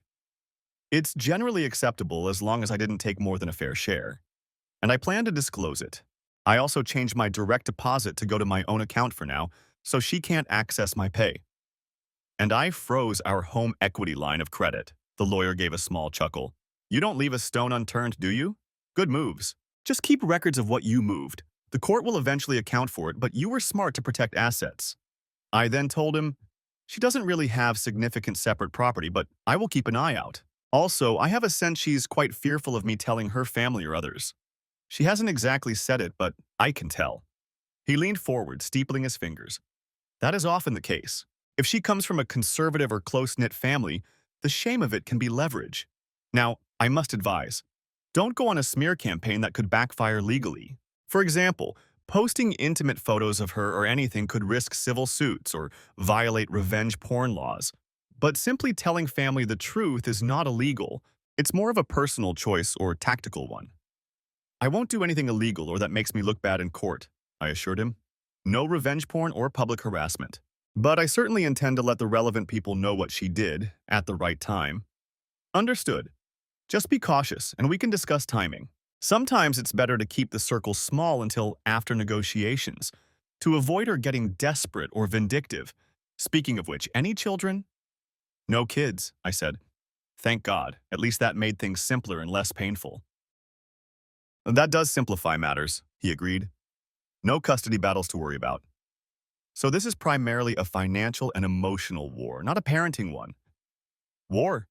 He said it, not me. It resonated in my chest. Yes, and I fully plan to wage it carefully. He gave me a long look. I have to ask, is reconciliation truly off the table? Sometimes in these cases, clients cool down and change their mind about divorcing.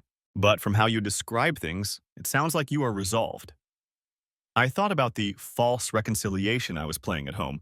Should I mention that? Perhaps better not to confuse my lawyer. I am resolved. I'm going to proceed with divorce. I have no desire to stay married to someone I can't trust. Even if a part of me cares the damage is done. Understood. I always check because it affects how aggressive to be. If you were half wanting to reconcile, I'd advise a different approach. But if not, then we go full steam. He then outlined the typical process. File petition, serve her. Texas requires personal service unless she waives it. Likely I'd have her served by surprise for impact. Then, possibly get temporary orders to freeze assets and set ground rules while divorce is pending.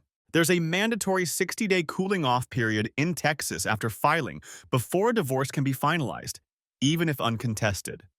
Sullivan noted. So even in a best-case scenario, this will take at least 2 months, more likely a bit longer, depending on negotiation and court dates. Are you prepared for that? Yes, I said. That timeline was fine. It gave me time to execute the other parts of revenge outside the courtroom too. We did also discuss potential settlement versus trial. Often, given the evidence, I suspect your wife will want to settle to avoid humiliation. We might propose a settlement where you get, say, 70% of assets or certain key items, and she waives support, etc., in exchange for maybe not dragging her through a mudslinging trial. It's carrot and stick. That sounds ideal, I replied. I want to maximize what I keep and minimize her reward for cheating. If she agrees quickly to a favorable split, I have no need to publicly destroy her in court, but I want that option if she fights. Exactly. We'll prepare for both. I will draft the petition with strong language on adultery.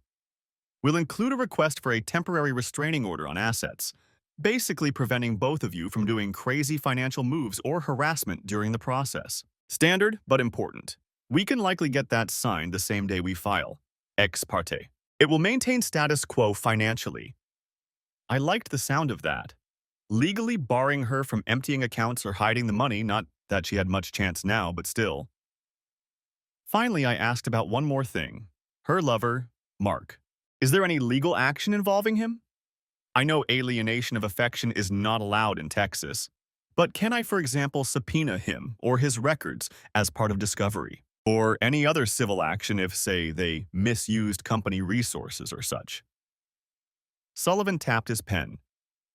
Direct lawsuit against him for the affair? No. Texas abolished those heart bomb torts. However, we can certainly list him as a witness.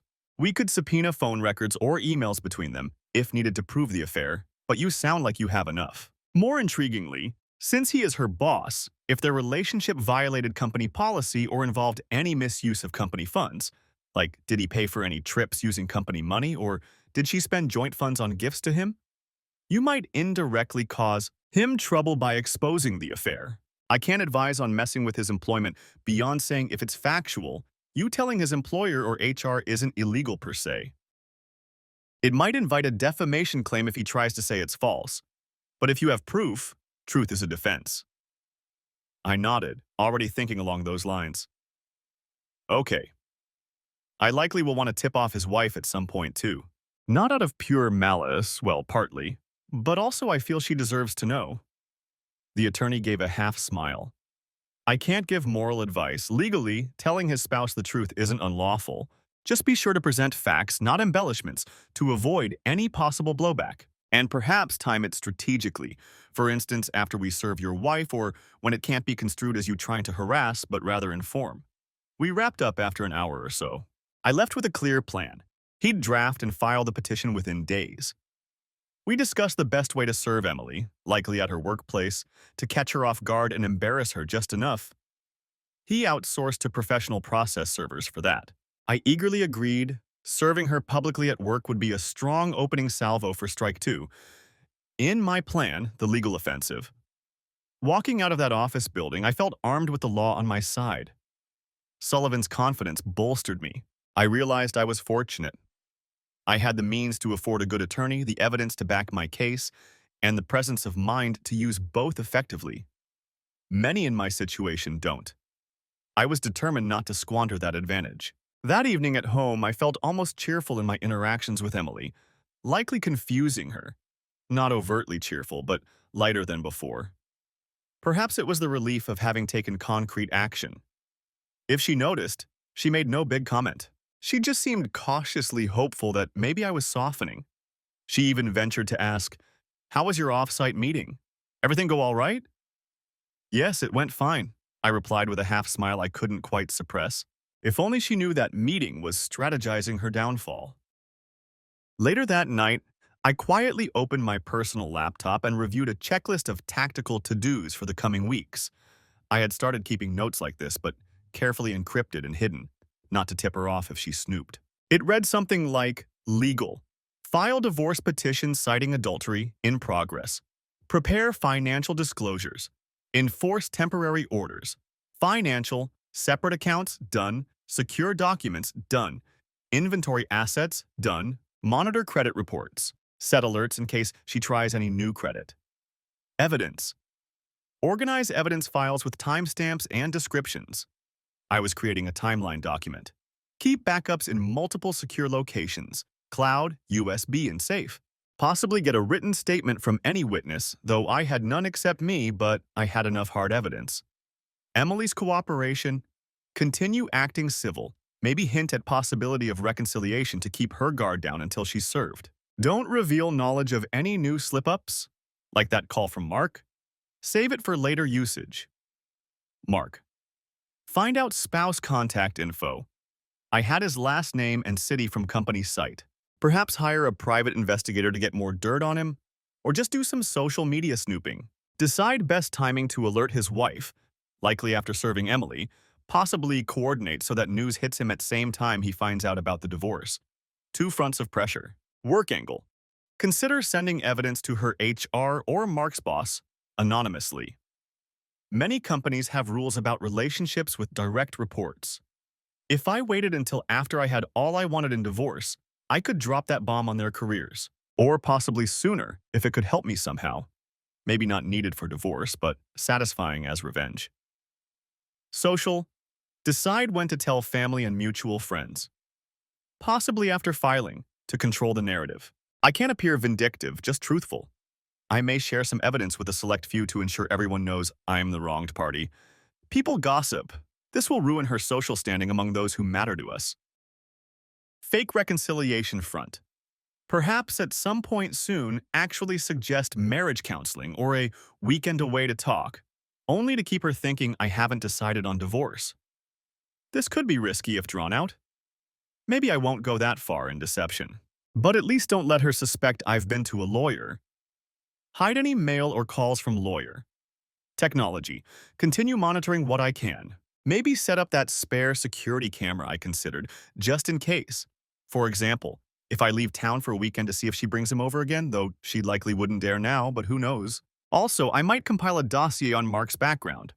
Are there any public records of lawsuits, crimes, etc. I can anonymously tip off? This was more vengeful extra credit, I admitted. The list was long, but checking items off gave me a sense of control and momentum. I felt like I was coding an elaborate program with many subroutines all aimed at a final output. Their downfall and my liberation. One more preparation action I took. I quietly visited a small private investigations firm the following day during lunch, not to tell my wife, no need, I already had evidence, but to inquire about background on Mark. I hired them for a limited task. Compile a report on Mark's public records and any known information. I was curious if he had any prior scandals or financial issues, etc., that I might exploit or that his wife might be interested in. They said it would take a week to get a full report. I figured it was worth it. Knowledge is power. A few days later, as Mr. Sullivan promised, he emailed me a draft of the divorce petition to review before filing. I read it in the privacy of my office at work. It was a scathing document, in legal terms. Petition for divorce. Daniel X, petitioner, versus Emily X, respondent. Grounds. The marriage has become insupportable due to respondent's adultery committed with a person outside the marriage, namely an individual known as MR, which adultery has caused the irretrievable breakdown of the marriage.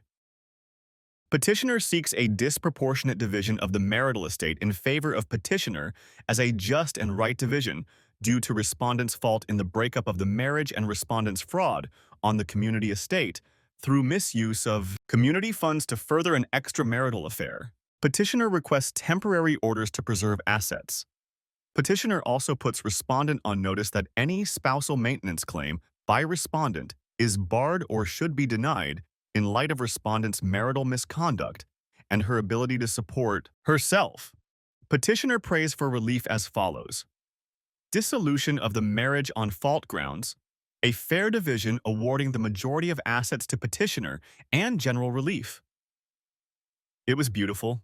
I had a few minor edits. I decided to remove the explicit initials MR from the filed version. Keep it generic with a third party, just in case. I could always name him later. But I loved the firm language. This wasn't a vague, irreconcilable differences filing. This was calling her out. Once served, it would hit her like a bucket of ice water. I gave the go-ahead. Sullivan would file it that morning and arrange service. We decided to have the process server go to her workplace the next day around mid-morning to ensure she was likely there and not in a meeting. The server would approach her at the reception area or wherever they could find her and hand over the papers with the classic line, "You've been served." She wouldn't be expecting it at all. That night, the last night of the preparation phase, I could barely sleep from anticipation. Lying next to me on her nightstand, I had moved back to our bedroom just one night prior. As a deceptive gesture of trying to reconcile, she was surprised but happy when I came in saying the guest bed was hurting my back. Emily slept fitfully. I wonder if her subconscious knew something was coming. I myself felt a mix of exhilaration and nervousness. I was about to light the fuse on the first explosive action against her. There'd be no hiding or pretending after that. The conflict would be out in the open. I mentally steeled myself for what would follow. Tears, anger, maybe her begging or raging. But I was ready. My hand inched to my phone on the bedside table. I looked at the calendar and quietly marked tomorrow as day 1. Serve Emily, strike 2. In truth, tomorrow would mark the beginning of the endgame. I turned off the phone and stared into the darkness, visualizing the moment she's served, imagining her shocked face. A part of me almost felt pity. But then I recalled her lip lock with Mark in that parking lot, and her voice telling him, "I miss you," on the phone. The pity turned to hardened resolve. She had chosen this path. Now I would make sure she walked it to its bitter conclusion. Deception and doubt. Morning light filtered through the curtains as I woke earlier than usual. I turned to see Emily still sleeping, her face peaceful in slumber. It struck me as almost tragic. She looked like the woman I married, innocent and dear. For a fleeting moment, a pang of doubt hit me. Was I really about to nuke our entire life from orbit? Could there ever be a chance of forgiveness and rebuilding instead? I lay there, wrestling with my conscience. In some buried corner of my heart, I still loved aspects of her. We had years of good memories. She wasn't a monster. She was a flawed human who made a terrible choice. Many couples had survived infidelity with therapy and time. Was I a fool to not even attempt that? After all, she had, apparently, ended the affair and shown willingness to fix things. If I unleashed this plan, there'd be no going back. It would likely destroy her, and any hope of amicability. I might come out victorious materially, but emotionally, would I be at peace or more bitter? My mind flashed images of possible futures. One where we reconciled after a long struggle, emerging stronger, somehow forgiving her completely, though I couldn't fathom it now, versus the path I was on. Scorched earth, lonely victory, and then starting over alone. The second path promised justice, but also a certain coldness. The first path meant swallowing my pride and hurt, a prospect that made me almost nauseous. I carefully slipped out of bed, not to wake her, and went to the bathroom. Looking at myself in the mirror, I barely recognized the hard glint in my eyes. I recalled a quote I read once. "Before embarking on a journey of revenge, dig 2 graves." Was I digging a grave for my own happiness as well? At that moment, almost on cue, my phone buzzed on the counter with a notification. It was from one of my monitoring apps. Specifically, it indicated that around 2 a.m. last night, Emily's phone had connected to WhatsApp servers for about 15 minutes. Strange, given she rarely used that app with me. The timing suggested maybe a late-night chat. With whom? Mark, possibly. Perhaps they couldn't stay away or he was pleading with her. I checked another log. It showed a flurry of text messages around the same time, too, via her normal SMS. I had no content, just metadata, but it was unusual at that hour. She might have gone to the living room to text him or someone while I slept. If I had any illusions that she was wholeheartedly recommitting to me, this undercut them. Either she was arguing with him or missing him, or confiding in someone about me. In any case, it meant she was still enmeshed in that drama, not focused solely on healing us. Any remaining second-guessing in me receded. That ghost of trust or optimism was snuffed out by cold evidence of her continued duplicity, or at least divided loyalties. My reflection in the mirror steeled. She made her choices. It was time for mine. I dressed and went to the kitchen to brew coffee. Emily eventually shuffled in, looking a bit groggy. "You're up early," she noted with a yawn. "Yeah, couldn't sleep well," I said truthfully, albeit for different reasons than she'd think. Thought I'd get into work early to catch up on some things. Also true, I did plan to head in a bit early and alert my lawyer that the serving should proceed as scheduled mid-morning. She poured herself a mug of coffee and leaned on the counter, eyes on me. "I was thinking, maybe tonight we could order in and watch a movie? We haven't done that in a while. Just a low-key evening together." She gave a tentative smile, an olive branch. I forced a gentle smile back. "That sounds nice." Inside, I felt a pang. She was trying in her own way, while completely oblivious to the tidal wave about to hit. But I didn't waver. Before leaving, I gave her a brief hug. She seemed surprised but pleased, hugging me back tightly. "Have a good day," she whispered. "You too," I replied softly. It was the most affectionate moment we'd had since the confrontation, and under any other circumstance it might signal reconciliation. But in my mind, it was a farewell of sorts, a final act in the deception phase. A tiny voice in me said, "Enjoy this last normal moment because after today, everything changes." At the office, I informed Sullivan via a quick call that all was a go from my end. He confirmed the process server was lined up to find Emily at her office around 10:30 a.m. We planned that I would be unavailable to her when it happened, to give her time to absorb it. I made sure to schedule a late morning meeting with my team so I'd have an excuse not to answer calls. Those hours ticked by painfully slowly. I was barely paying attention in my team meeting, glancing at the clock every other minute. At around 10:45, I felt my phone vibrate in my pocket, but I ignored it. Shortly after, it buzzed again. Then again. By 11 o'clock, once I stepped out of the meeting, I checked it. As expected, multiple missed calls and texts from Emily. The text started with, "Danny, some man just came to my office and gave me divorce papers. Please tell me what is going on." Then, "Why are you doing this?" Then it escalated to all caps. "Please talk to me. I'm freaking out." And a voicemail which I presumed was similar frantic pleas. I took a deep breath. Even though I had anticipated this, seeing her panic in real time gave me a shot of adrenaline and a slight tremor in my hands. I steeled myself and did not respond. Instead, I called my lawyer to confirm it was done. He had already received confirmation from the server. She's been served. Now it was truly in motion. Strike two had begun. I decided to stick to our plan of not engaging immediately. Instead, I texted her back just once. "I can't talk right now. We will discuss later. I'm sorry." It was a calculated reply, acknowledging but not really giving anything away. The rest of the workday, my phone kept flashing with her trying to reach me. I silenced it. I needed to keep a clear head for the next steps, and any conversation now would likely be full of emotion and could risk me saying something unplanned. I did email one person during lunch. Mark. I had managed to find his personal email, or what I believed was his, from some background info I dug up. Plus, it was a guess combining his name and a common email domain. I wrote a brief message. "Mark, you don't know me directly, but I believe you know exactly who I am. I am Emily's husband. I want you to be aware that I have today filed for divorce on grounds of your affair with my wife. The legal process has begun. I strongly advise you to refrain from contacting my wife from this point forward, except through legal channels if necessary. I also recommend you inform your own spouse about what has transpired, because if you do not, I will. She deserves to know.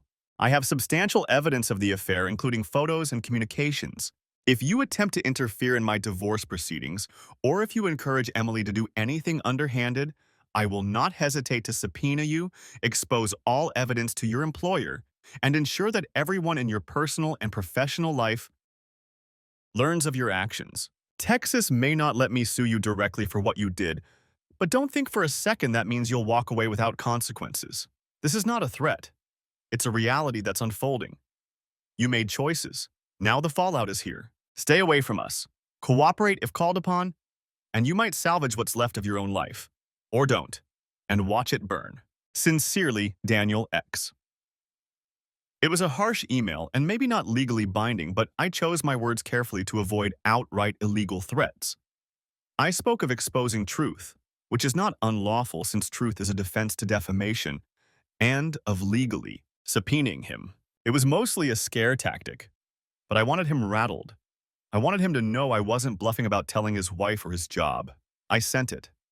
Then I sat back and imagined him reading it, likely at his own office. Perhaps he thought they had kept things discreet. This would upend that illusion. I didn't know his personal situation intimately, but I guessed a man in his position would be desperate to keep this under wraps. Now he'd be sweating. Good. Around mid-afternoon, I finally took one of Emily's calls. I stepped into an empty conference room and answered coolly. Hello? She was crying. Dan, oh my God. I was at work and this man I've been trying to reach you. He gave me these papers. It says you're divorcing me. Her voice was hysterical, going high-pitched on some words. On grounds of adultery. Why would you do that without even talking to me? I thought we were trying to work on things. Her genuine shock and distress tugged at me a bit, but I remained firm. Emily, I did talk to you. I told you I didn't know if I could get past this. I never promised reconciliation. I'm sorry it came as a shock, but I can't do it. I can't stay married after what you did. I made my tone resolute, but not enraged, like a calm, final decision. She was sobbing now. We could have tried counseling or something. You didn't have to file, and at my work, God, now people know something's up. This is humiliating. There it was, already worried about the optics. I latched onto that. I'm sorry it had to be served at work. I thought it might be the only place to guarantee I could reach you quickly. That was a lie, but let her think it was just logistics, not intentional embarrassment, even though it was intentional. Quickly? What's the rush? Her voice broke. We were just talking this morning like maybe things could get better. How could you be doing this behind my back? The irony of her complaint almost made me laugh. Her upset at something behind her back, but I restrained any cruel retort. I consulted a lawyer after I found out about the affair, I explained flatly. I needed to know my rights. After thinking it through, I decided this is what's best. Dragging it out wasn't going to help either of us. It's irreparable, Emily. You broke us. She cried harder at that. I know I did, but I thought maybe I could fix it. I was willing to do anything, Danny. Now I get this legal document calling me adulterous and accusing me of fraud on the estate? Are you trying to ruin me? There was a hint of anger in her anguish. That's just legal language, I said, though indeed I did aim to ruin her financially. It refers to the money spent on, I just want to make sure things are divided fairly. She sniffled, trying to compose herself. Divide fairly? It says you want most of everything. And it's full of lies like I misused funds. This is so extreme. Lies! I allowed a touch of ice to creep into my voice. Emily, you spent thousands from our accounts on your relationship. Hotels, trips, fancy dinners, who knows what else. I have the statements. That is a misuse of marital funds for an affair. My lawyer worded it strongly. Yes, because it's a serious breach. She was quiet for a moment, probably shocked at the extent of my knowledge. When she spoke again, her tone was pleading, softer. Let's not do this, please. We can talk through this. We can go to mediation or something, without throwing around ugly accusations. I'm begging you, Daniel, don't do it like this. I held firm. I prefer to handle it through the lawyers. It's simpler and avoids more personal conflict. You can get your own attorney. We'll figure out the settlement. She began to protest more, but I calmly said I had to get back to work and that we'd talk later when we were both calmer. She was veering between tearful and furious. Nothing productive would come of a longer call. I can't believe you, she spat suddenly. You acted like you might forgive me, and all the while you were planning this. How cold can you be? That stung a bit. Yes, I had deceived her these last 2 weeks. In her mind, perhaps I had given false hope. But any guilt I felt was quickly overcome by remembering her deception for 6 months. Cry me a river, I thought. It wasn't my intention to be cruel, I lied calmly. I was gathering my thoughts. I'm sorry if you feel misled, but the reality is, I cannot stay in this marriage, and the legal filing reflects that reality. She just sobbed into the phone. I let a silence hang, then gently said, "I'm going to hang up now. I truly am sorry it came to this." And I ended the call. I stood in that empty conference room, my hands trembling slightly from the adrenaline dump. I felt a mixture of triumph and misery. Hearing her call me cold and express devastation did affect me. After all, I once vowed to never hurt her, and here I was orchestrating her pain. But I steeled myself with the mantra, she earned this. Later that afternoon, I received an email from my lawyer. Her attorney, she had apparently already sought one out or was consulting family's attorney, had contacted him, acknowledging receipt of the petition and asking for an extension of time to file an answer. Standard stuff. But interestingly, her attorney hinted at a willingness to discuss settlement before things escalate further. That was quick. Clearly, she was in damage control mode. Possibly she wanted to avoid a nasty public fight as much as I did, albeit for different reasons, her shame. I informed Sullivan I was open to hearing their proposals, but wouldn't budge on key things: house, majority assets, no support to her. He said he'd handle communications and keep me posted. When I arrived home that evening, I braced myself. Emily was there, sitting on the couch with the tissues in hand. She looked up at me with red, puffy eyes. It seemed she'd been crying all day. The air was thick with tension and sorrow. I set my bag down. "Hi," she gave a hollow laugh. "That's all you have to say? You drop a bomb on my life and just say hi?" I exhaled. I don't know what to say. This isn't exactly easy for me either. She stared at me incredulously. "You sure seem composed, like you've got it all figured out." While I'm a mess, I didn't respond to that. Instead, I calmly took a seat in the armchair adjacent to the couch. She watched me warily, perhaps expecting me to lash out or explain myself further. After a moment, she spoke softly. "I got a lawyer." "I know. Mine told me." She bit her lip. "Do we really have to use them? We could try to settle things ourselves amicably." My mind flashed to how amicably she would have let me walk away in ignorance if I hadn't caught her. But I kept my expression neutral. "I think it's better this way. Too much emotion between us. Let the professionals handle the details so we don't hurt each other more." That last phrase was a bit patronizing, perhaps, but I delivered it earnestly. She shook her head sadly. "It's so heartbreaking to hear you talk about us like a business transaction handled by professionals." I clenched my jaw. "What do you want me to say, Emily? That I'm heartbroken too?" I was. I am. But I've had time to process, and this is the path I chose. You made choices that led us here, and now I'm making mine." She started crying again. "I know I screwed up, but divorce. Daniel, divorce is so final, so extreme. I thought maybe, just maybe, we could salvage some love out of this wreckage. But you didn't even give it a chance." There was an edge of bitterness amidst her sorrow. "Instead, you've decided to punish me." I met her eyes.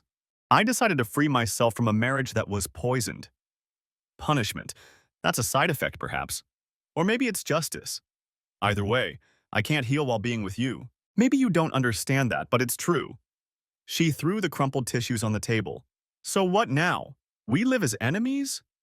You attempt to take everything and leave me with nothing?" I sighed. "I don't want to hurt you more than I already have. But I also won't apologize for looking out for myself after what happened. The petition outlines what I think is fair under the circumstances." She gave another disbelieving laugh through tears. "Fair? You think it's fair that you keep the house that I decorated and made a home, that you keep most of our savings that we both contributed to, that I get no support even though my life is uprooted and yours will go on fine with your high-paying job? You think that's fair?" Anger flared in me, but I kept it measured. "You forfeited claims to fairness when you cheated on me for half a year, Emily. Yes, I do think it's fair that I be made whole as much as possible. You're the one who blew up the marriage, not me. Actions have consequences." She glared. "And what about my emotional suffering? Doesn't that count for anything? You think I'm not hurting? This isn't some payday for me. I've lost my husband, my stability, everything. Isn't that consequence enough?" I shook my head slowly. "Those are the consequences of your own actions. I didn't impose them, you did. Look, I'm not trying to be heartless. If you want a particular item or something, I'm sure we can negotiate. I'm not out to make you destitute. But I also won't be taken advantage of. She buried her face in her hands. After a moment, she said quietly, "What about Mark?" I raised an eyebrow, though her mention of him by name like that made my blood simmer. "What about him? Did you do something?" "He emailed me that he got some threatening message from you and that you might tell his wife." "Ah, so my email reached him, and he immediately ran to her." Coward. It wasn't a threat. I told him the truth. That I've filed for divorce because of his involvement and that I intend to ensure his wife knows what happened. I think she deserves the truth, don't you? Emily looked stricken. "Danny, please. His wife has nothing to do with this. She doesn't deserve to be hurt either." I scoffed softly. "And I didn't deserve it, but I got hurt nonetheless. I have no sympathy for keeping their dirty secret. She should know what kind of man she's married to. I'd want to know if I were her." She reached out and actually grabbed my hand, surprising me. Her hand was cold, trembling. "I'm asking you not to do that. Not out of concern for him, but because it will make everything so much messier. She might go public or cause a scandal. My name could get dragged through, maybe at work too. I could lose my job." Her eyes were wide with fear. "I've already humiliated myself. I don't want it to become a public spectacle." So there it was. She was mostly worried about fallout onto her. However, she wasn't wrong that blowing up Mark's family could create unpredictable drama. Did I really care, though?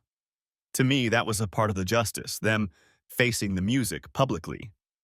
I patted her hand, surprising myself with that small gesture. "I haven't done it yet. I told him that I will if necessary. If you both cooperate and handle things maturely, maybe I won't have to involve others." She sniffled, searching my face. "Cooperate? You mean give you what you want in the divorce?" I gave a slight shrug. "I mean not fight dirty or try to play games. I have all the evidence on my side. If this goes to trial, everything becomes public and ugly. It would ruin your reputation and his. If we settle privately, details can be kept sealed or quiet. That benefits you more than me, frankly." She closed her eyes, a tear slipping down. "So it's blackmail now. Give you the house and money, or you'll expose me and him to everyone." I withdrew my hand from hers. "Call it what you want. I call it incentivizing an efficient resolution. I'm just stating facts. I have enough proof to destroy any attempt you'd make to deny fault, and I have no qualms using it. I'd rather not have to. I'd rather we reach an agreement without extra bloodshed." She looked at me with an expression that was a mix of sorrow and a hint of newfound wariness, like she was seeing a side of me she never imagined. "I almost don't recognize you," she said in a broken whisper. "You've become so cold and strategic. Where's the man who would rather cut off his arm than hurt me?" I felt a lump in my throat but hardened my gaze. "He was betrayed and left to bleed out. Don't expect him to be the same after that." She quietly sobbed at that, and I stood up, unable to continue the conversation without either exploding or losing resolve. "Yeah, I'm going to sleep in the guest room tonight. Maybe it's best we have some space." As I left, she murmured, "I'm sorry. I'm so sorry." I didn't answer. I went to the guest room and closed the door, leaning against it and exhaling shakily. That was one of the most emotionally taxing conversations of my life. It took all my willpower not to either break down or rage, but it was done. I had laid down the law, literally and figuratively. She knew my stance, she knew the stakes, and she knew I wasn't bluffing about anything. I felt drained yet wired. Stage 6, the emotional turmoil and false reconciliation, was truly over. There was no more pretending now. She knew I was out for victory. What remained was to carry out the strikes to ensure that victory and to see it through to the end. Lying in bed, sleep wouldn't come. My mind churned with a cocktail of emotions. Anger, triumph, guilt, sadness. I had hurt her deeply today, and the empathetic part of me hated that, even if I felt it was deserved. I reminded myself that my actions were reactive, not initiating. She lit the match, I just blew up the powder keg. Around midnight, curiosity got the better of me, and I checked some social media. Her Facebook status had quietly changed from married to nothing. She hadn't made a public announcement or rant, thankfully, but I noticed a few concerned comments from her close friends on a recent photo of us like, "Everything okay? Call me." She might have told one or two confidants because one mutual friend texted me earlier, "Hey man, I'm here if you need to talk," out of the blue. I hadn't responded. Mark's wife, whom I had identified via his social media, though his profiles were sparse, had not changed anything obvious yet. They still had pictures up as a happy family, no inkling. I was strongly inclined to reach out to her soon, but I decided to hold off a bit to use as potential leverage or as part of Strike 3, the final blow. I also saw that Emily's company profile page had her listed as a project manager under Mark's department. If I chose, I could send their HR an anonymous packet of evidence of their affair, which likely violated company policy. Two outcomes could happen. They both get fired. Or at least Mark does for ethics violation. Since she's the subordinate, they might spare her or might not. Depends on how draconian they are. That would truly ruin her professional life, which was a last resort perhaps. I filed that under Strike 3 options as well. For now, I had delivered Strike 2, divorce and legal action. Next up would be executing Strike 1. Yes, out of numeric order, Strike 1 per my plan was the social financial hit. In a sense, I'd already done some financial damage by freezing accounts and claiming more assets. But more could be done, e.g., canceling her credit cards I'd opened, cutting off any joint subscriptions, and so forth to squeeze her. Socially, the news would trickle out among friends and family that she cheated and were divorcing. I had yet to directly inform her parents or our close circle. Truthfully, given the day's drama, I decided to handle that soon, perhaps sending an email or making calls to her parents and my own and a few key friends, keeping it factual.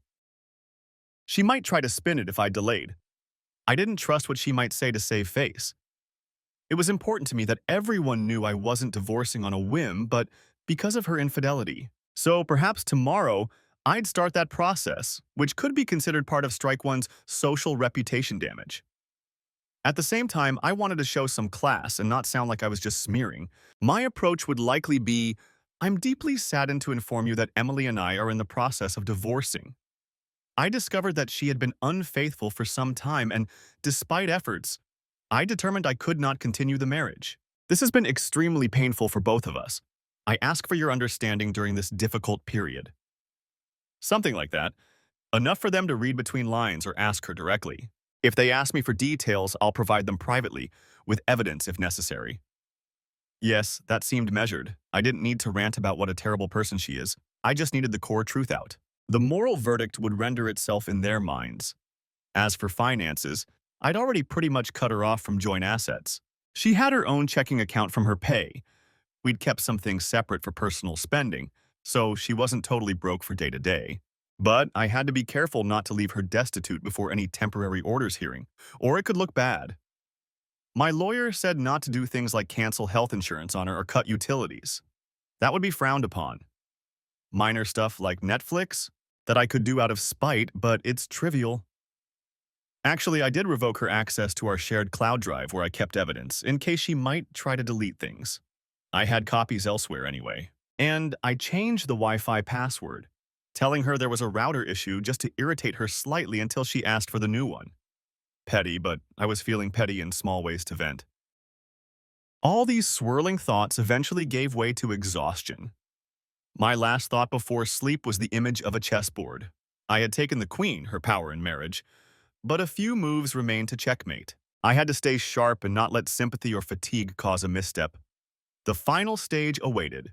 Strike 3, the ultimate ruin, and my own final liberation from this nightmare. And so I drifted off, emotionally scorched as I was, yet determined to see this through to the end. My new start lay just beyond the ashes of our broken marriage, and I intended to emerge from them unbroken and on top. Strike 1, social and financial ruin. In the aftermath of serving the divorce papers, I turned my attention to the parallel fronts of my campaign: social reputation and financial pressure. Strike 1 in my trilogy of retribution. While the legal battle, Strike 2, was underway, these other measures would ensure that Emily and Mark felt consequences on all sides. The morning after the petition was served, I composed a tactful yet clear message to a select group of people who mattered. Both sets of parents, our siblings, I have one brother, she has a sister, and a few very close mutual friends who would inevitably hear something. I kept the tone measured and sorrowful, not vengeful. For example, dear name, it is with deep sadness that I share that Emily and I are separating. I discovered recently that she has been unfaithful to me for some time. This has been devastating for me, and it has unfortunately led me to file for divorce. I did not come to this decision lightly. We are both hurting a great deal. I ask for your support and understanding during this difficult time. I also ask that you refrain from spreading rumors. The situation is painful enough without added speculation. I would prefer you hear the truth directly from us. Emily had an affair, I found out, and our marriage could not survive it. Please keep both of us in your thoughts. I know this news may come as a shock to you as it did to me. Sincerely, Dan. I reviewed it a couple times, making sure it hit the key points. She cheated, so no ambiguity on cause. I'm devastated, so I gained sympathy. And I'm taking the high road by not bad-mouthing beyond stating the truth. I then sent the emails out. Some I personalized slightly, especially to my own family, adding that I'd appreciate them checking in on me, etc. Reactions started coming in within hours. My phone rang. My mother, crying, upset, wanting to fly out to support me. I assured her I'd be okay and just needed time.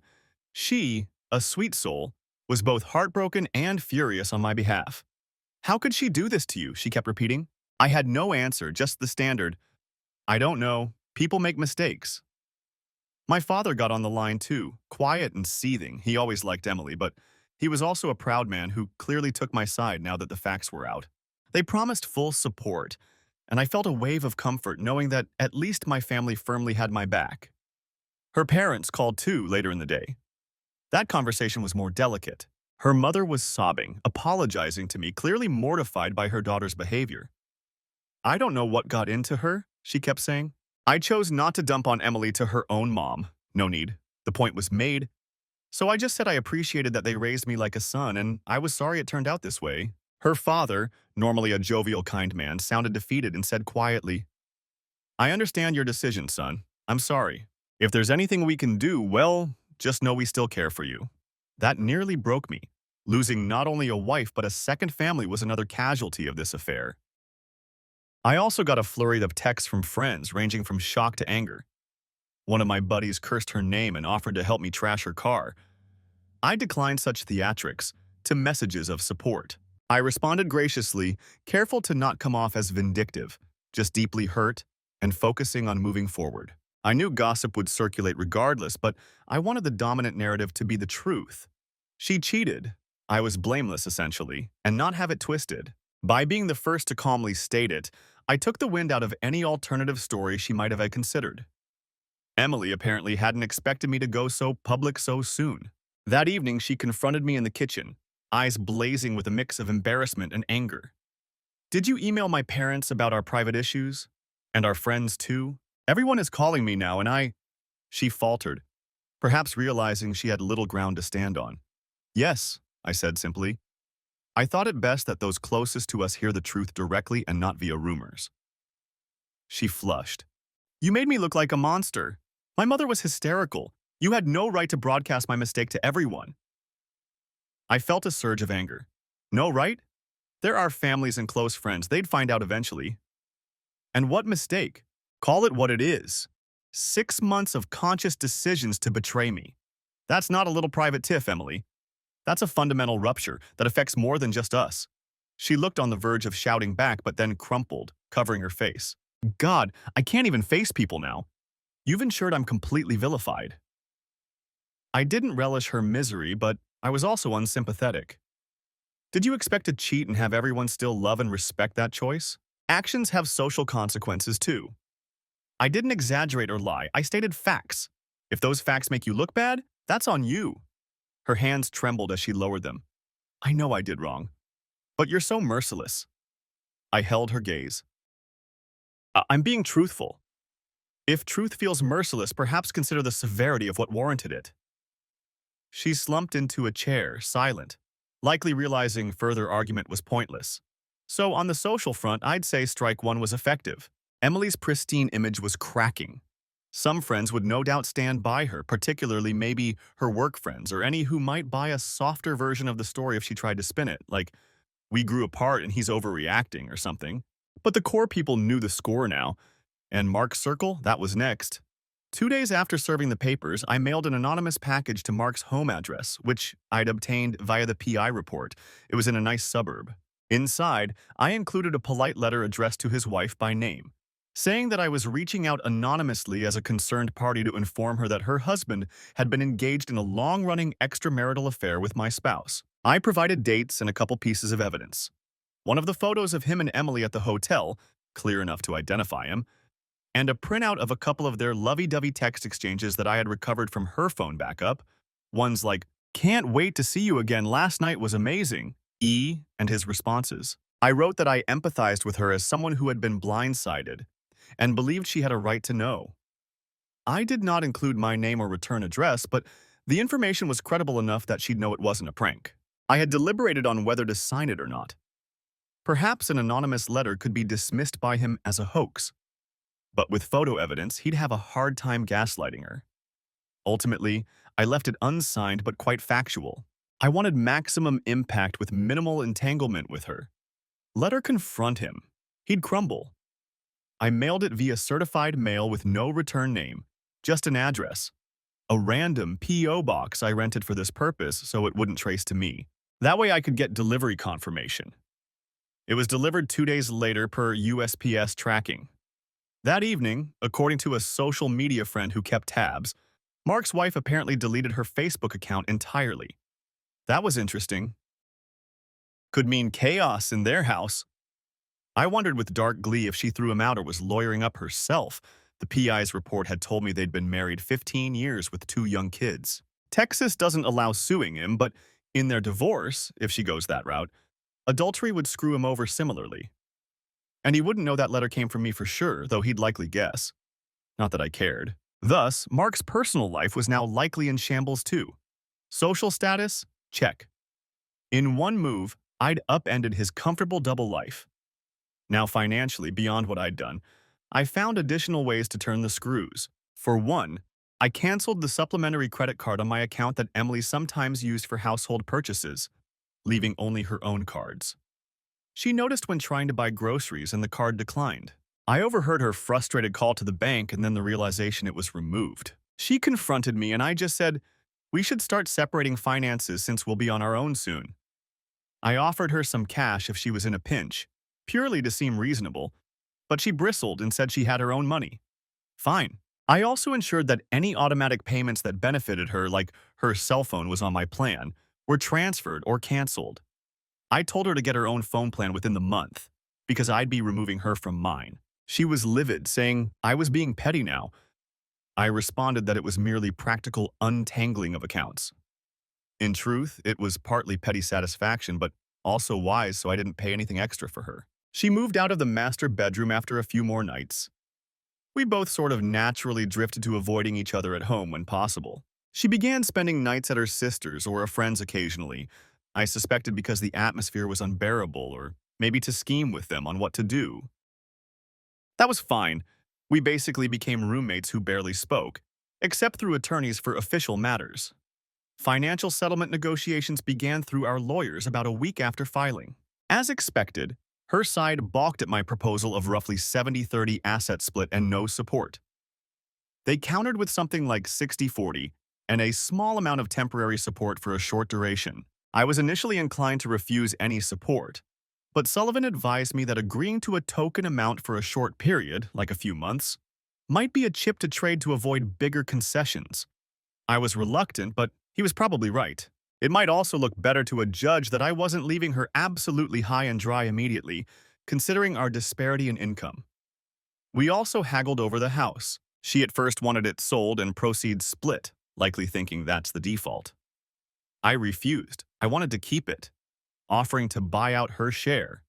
She then said if I keep it, she wants more cash from accounts to even out. I was fine with that if it wasn't too much more. Honestly, I had an emotional desire to keep the house mainly to not be the one uprooted.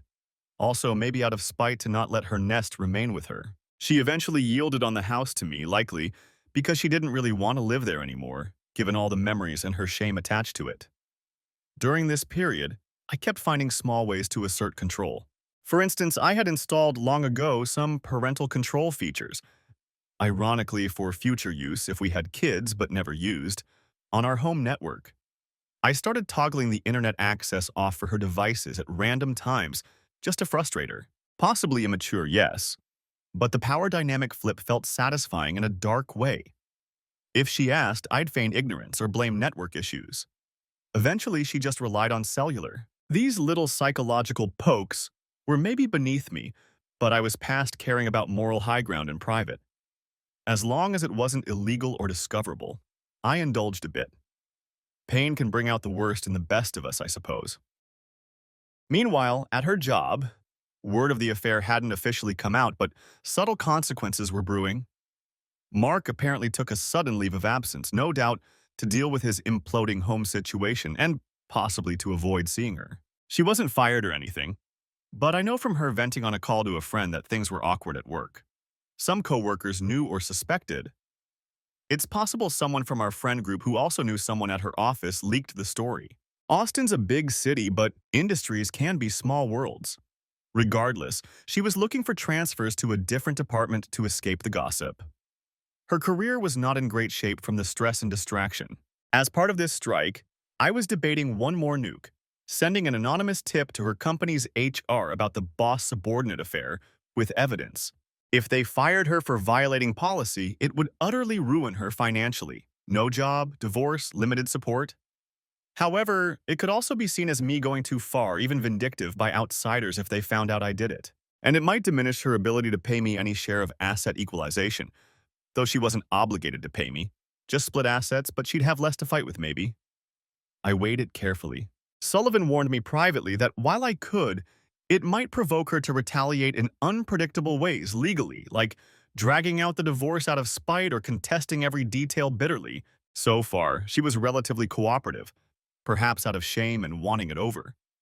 If I cost her job, she might have nothing to lose, so I held back on directly contacting her HR. Mark was likely done at that company anyway if his leave turned permanent, so that was enough satisfaction for me. The financial siege, combined with social fallout, did its job. Emily was on the defensive, less combative legally, and clearly deeply regretful of her actions. Not necessarily because of moral epiphany, but because the consequences were raining down. Sometimes I'd catch her looking at me with a strange mix of hatred and longing, hating what I was doing, but maybe still longing for the man I used to be toward her. It's hard to say. We rarely spoke beyond logistics. One late night, she knocked on my home office door. I was sleeping there sometimes to avoid seeing her. I opened, and she looked defeated, eyes hollow, shoulders slack. I noticed she had lost some weight, not unlike me. "What is it?" I asked, not unkindly but wary. She just stood there for a moment. "How did we get here?" she murmured. "We're like strangers waging war. I know I caused this, but I can't believe it's ending like this." I stayed silent. She stepped closer, tentative. "Do you really hate me this much?" I sighed. "I don't hate you, but I also can't forgive you, and I won't let you skate by without facing consequences." A tear rolled down her cheek. "I am facing them, every day. I've lost you. I've lost the respect of people I love. I'm probably going to lose my job in the end or have to leave. Mark's life is ruined, and I don't even have him because I told him never to speak to me again." She wiped her face. "I'm so sorry, Daniel. Not that it fixes anything, but I need you to know that. If I could undo it all, I would. I was selfish and stupid, and I destroyed the best thing in my life." I felt a tightness in my chest. I believed her remorse was genuine now, but it was far too late. "I know you're sorry," I said quietly. "But sometimes sorry isn't enough to rebuild what's broken. We're at the end of this road." She nodded, choking back sobs. "Will you ever be able to, I don't know, not hate me? Maybe someday could we be, not friends, but at least not enemies?" It was a startling question. "I honestly don't know," I answered truthfully. "Right now it's too raw. Maybe with time once there's distance, but we won't be in each other's lives, Emily. That's the reality. You made sure of that." She suddenly reached out and gently touched my arm, a ghost of the affection that once was. "The last thing, and I'll go, I just need to ask, did you ever really love me? Because the way you turned so cold, it feels like I never knew you." That question hurt, and I felt tears in my own eyes. "I loved you with everything I had," I said, voice thick. Maybe that's why I reacted so strongly. You were my world, and you shattered it. The man you see now is just what's left after picking up the pieces. She broke down at that, stifling a sob as she withdrew her hand. I'm sorry. I'm sorry, she kept whispering before turning and walking away. I closed the door and leaned against it, emotionally wrecked. For a split second, I almost hated myself for the pain I'd inflicted back. But then I reminded myself, I didn't start this fire. I just controlled burned the forest that was already ravaged.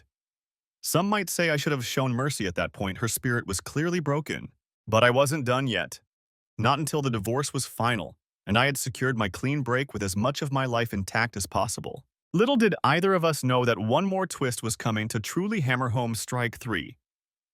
The final destruction that would seal this sad saga once and for all. Strike 2. Legal offensive.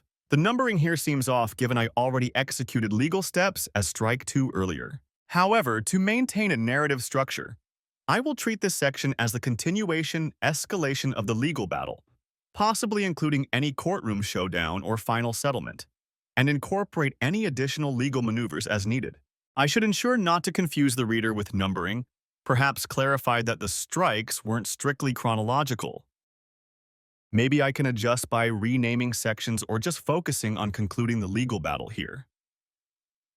Given the outline, Stage 8 was Strike 2, divorce filing, evidence, property division, possible fraud accusation, which I have covered. Perhaps this section should depict any additional legal confrontation like mediation or court hearing, where evidence is presented and the outcome decided. Possibly also involve any fraud, illegal aspect, if I want to include that twist. The outline did mention possible accusation in fraud or other crime, which I haven't really leveraged except the community fraud claim. Maybe I can include a small event like finding she hid some asset or committed a minor fraud during the process, and I confronted with that. Alternatively, we consider the possibility of pressing criminal charges if she did something like forge a check, etc. I recall I considered earlier maybe she forged a check or something. Could introduce that if needed. However, might not be necessary given already so much happened. Could also skip and treat fraud as the marital fraud we did. But to align with the outline, maybe I'll incorporate a scenario where my forensic dive found she'd siphoned some money to a secret account or lied on a financial affidavit, which I expose, showing strategic precision. Yes, that could be good to show my strategic edge, e.g., during discovery, she failed to disclose a certain account or something, and my evidence reveals it, making her look bad to judge or forcing concession. That would fit the fraud or other crime mention. Let's do that. And then proceed to concluding divorce settlement/trial. With me getting more share, possibly referencing a judge's decision referencing adultery, etc. All right, let's proceed with that plan. Despite the emotional confrontation in the days following the filing, the divorce process moved forward. Both of our attorneys exchanged discovery requests, financial documents, account statements, and the like, to prepare for either a settlement or a potential court hearing. I had nothing to hide and promptly provided everything asked of me. Emily, on the other hand, seemed to be either overwhelmed or less forthcoming. Perhaps out of disorganization or lingering instinct to protect herself, she was late in producing some documents. Her lawyer sent over her sworn inventory of assets and debts. I combed through it meticulously, comparing it to what I already knew. Thanks to my earlier deep dives, I had a pretty clear picture of our finances, including certain accounts Emily held. One item caught my eye. She had a personal savings account listed with a balance of $5,000.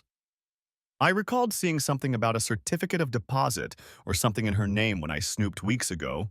Checking my notes from the PI's research, indeed there was a mention of a CD at a credit union opened 2 years ago. That wasn't on her inventory. Maybe she forgot it or intentionally omitted it, hoping I didn't know. My blood ticked up a notch. Omitting assets in a sworn disclosure can be considered fraud upon the court in a divorce proceeding, a serious offense. It fit that fraud possibility. I debated how to handle it. The CD was about $20,000 from what I recalled. Not massive in our overall estate, but not negligible either. It might have been something like an inheritance from her grandma she never mentioned, or just savings from before marriage. Actually, if it was pre-marriage, it'd be separate property and not divisible. but she'd still need to list it as separate. If it was during marriage, it's community property likely. I decided to use this as leverage. I told my lawyer, and he formally inquired about that credit union account. Her side at first responded that they didn't have information on that, which told me they were caught off guard. A day later, lo and behold, they produced an amended inventory adding the CD as separate property, claiming it was gifted by her grandmother's estate. Maybe true, maybe not, but at least it was now on record. Still, the attempt to hide it, or oversight, gave my lawyer ammunition. In a settlement conference, he pointed out that failing to disclose an asset initially could justify a harsher division in my favor. Her lawyer looked annoyed at her. I could imagine the conversation they had. Emily herself avoided my eyes throughout that meeting, clearly embarrassed. She likely realized how even a small misstep could hurt her credibility. I made no direct comment about it in person. I let my attorney do the talking with cool precision. In the end, the specter of that omission helped push her side to be more acquiescent. They didn't want to drag this to court where a judge might be told, she hid an asset and cheated on him. That combination would likely result in a judicial hammer on her. We had a mediation session required in many places to attempt settlement. It was a strange thing sitting in separate rooms while a mediator shuttled back and forth with proposals. We eventually hammered out a deal. I would keep the house and take over remaining mortgage fully.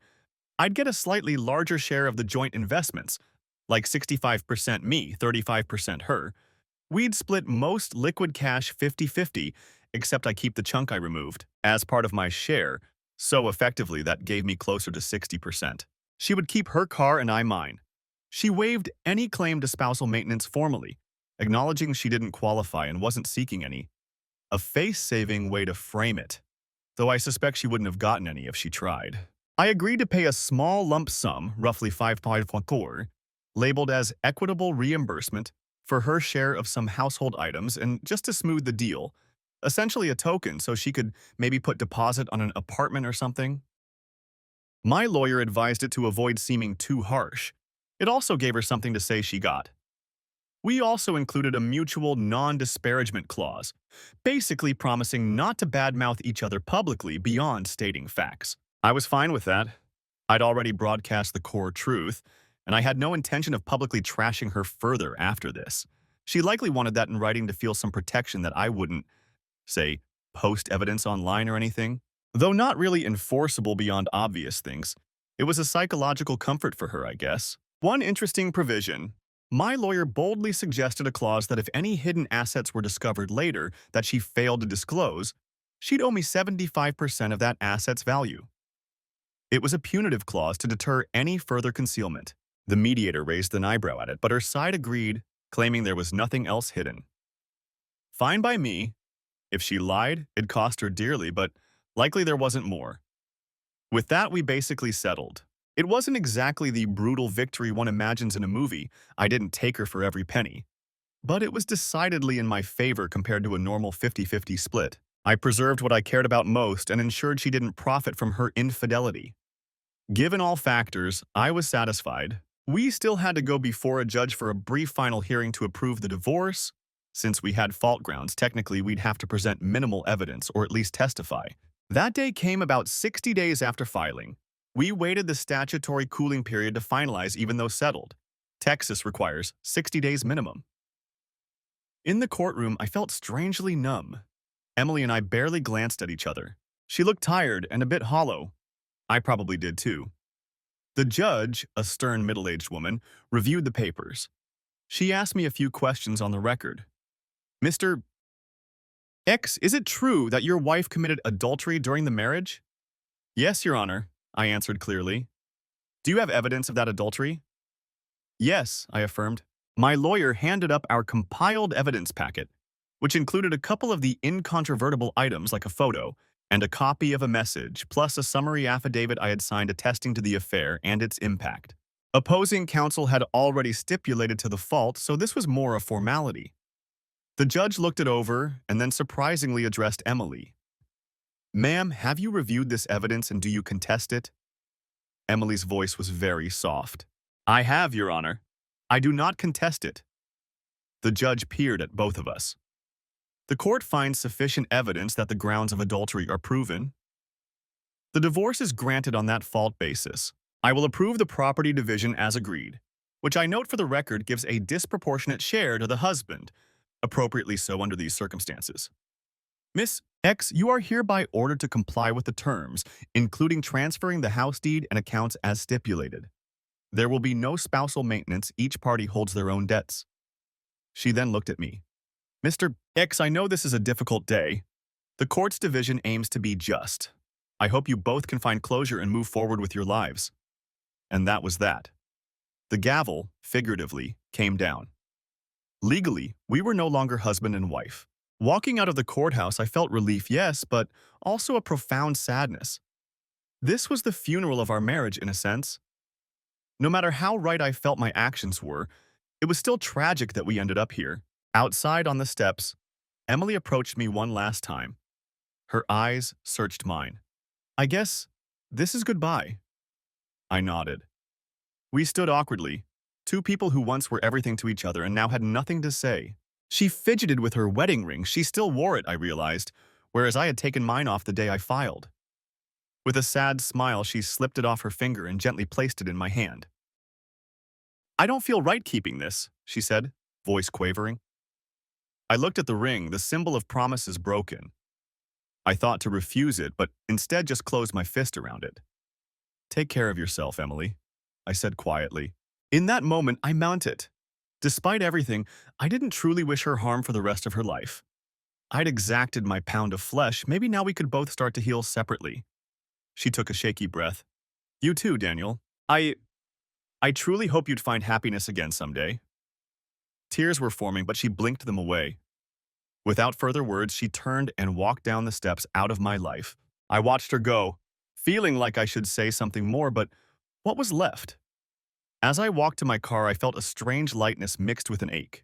Legally and practically, I had won. I kept more assets. I suffered no ongoing obligations.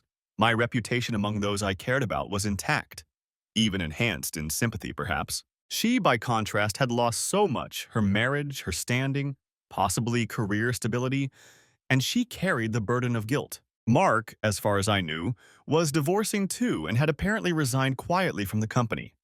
A contact of mine in that industry told me they heard he left for personal reasons, so he faced his own ruin.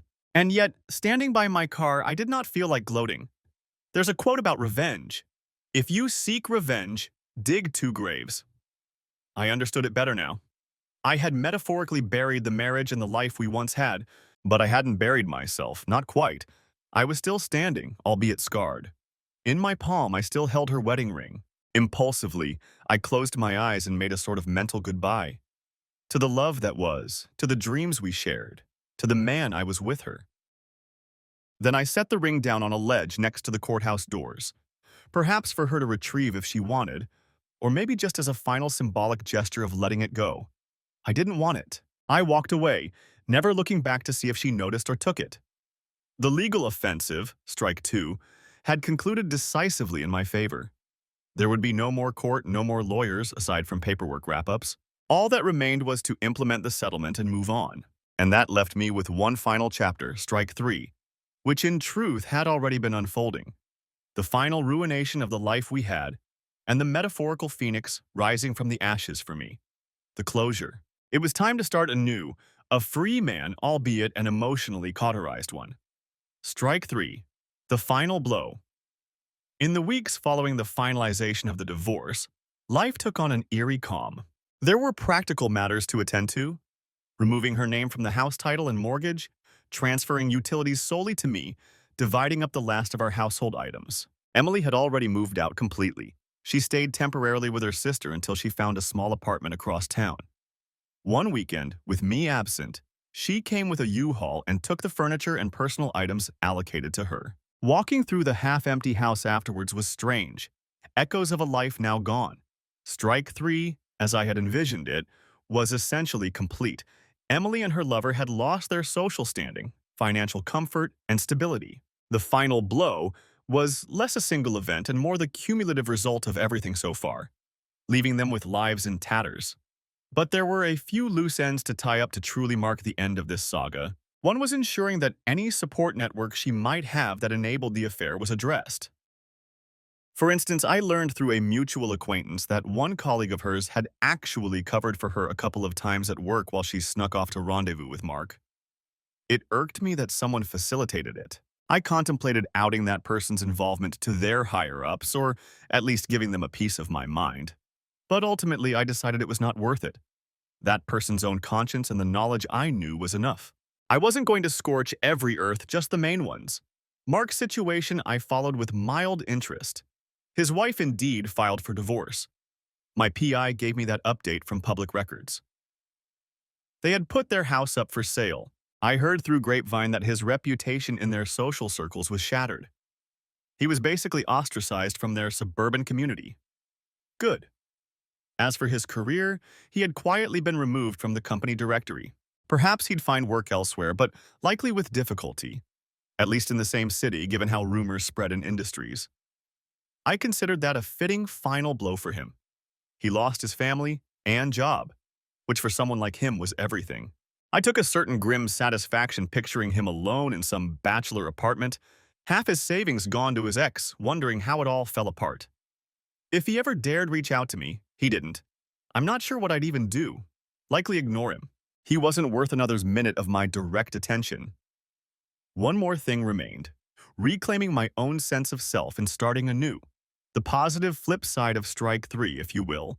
Revenge had been taken, but now I needed to fill the void it left. My emotional landscape was like scorched earth, cleared of deceit but barren and blackened. I had to heal and rebuild. I started by making changes to the house. With her gone, I redecorated to my taste entirely. Not to erase her memory and bitterness, but to make it feel truly mine and fresh. I donated some furniture that held too many memories. I painted a wall or two a different color. Little by little, the space felt like a bachelor's new home, rather than the marital home we once shared. I also returned to hobbies I'd neglected.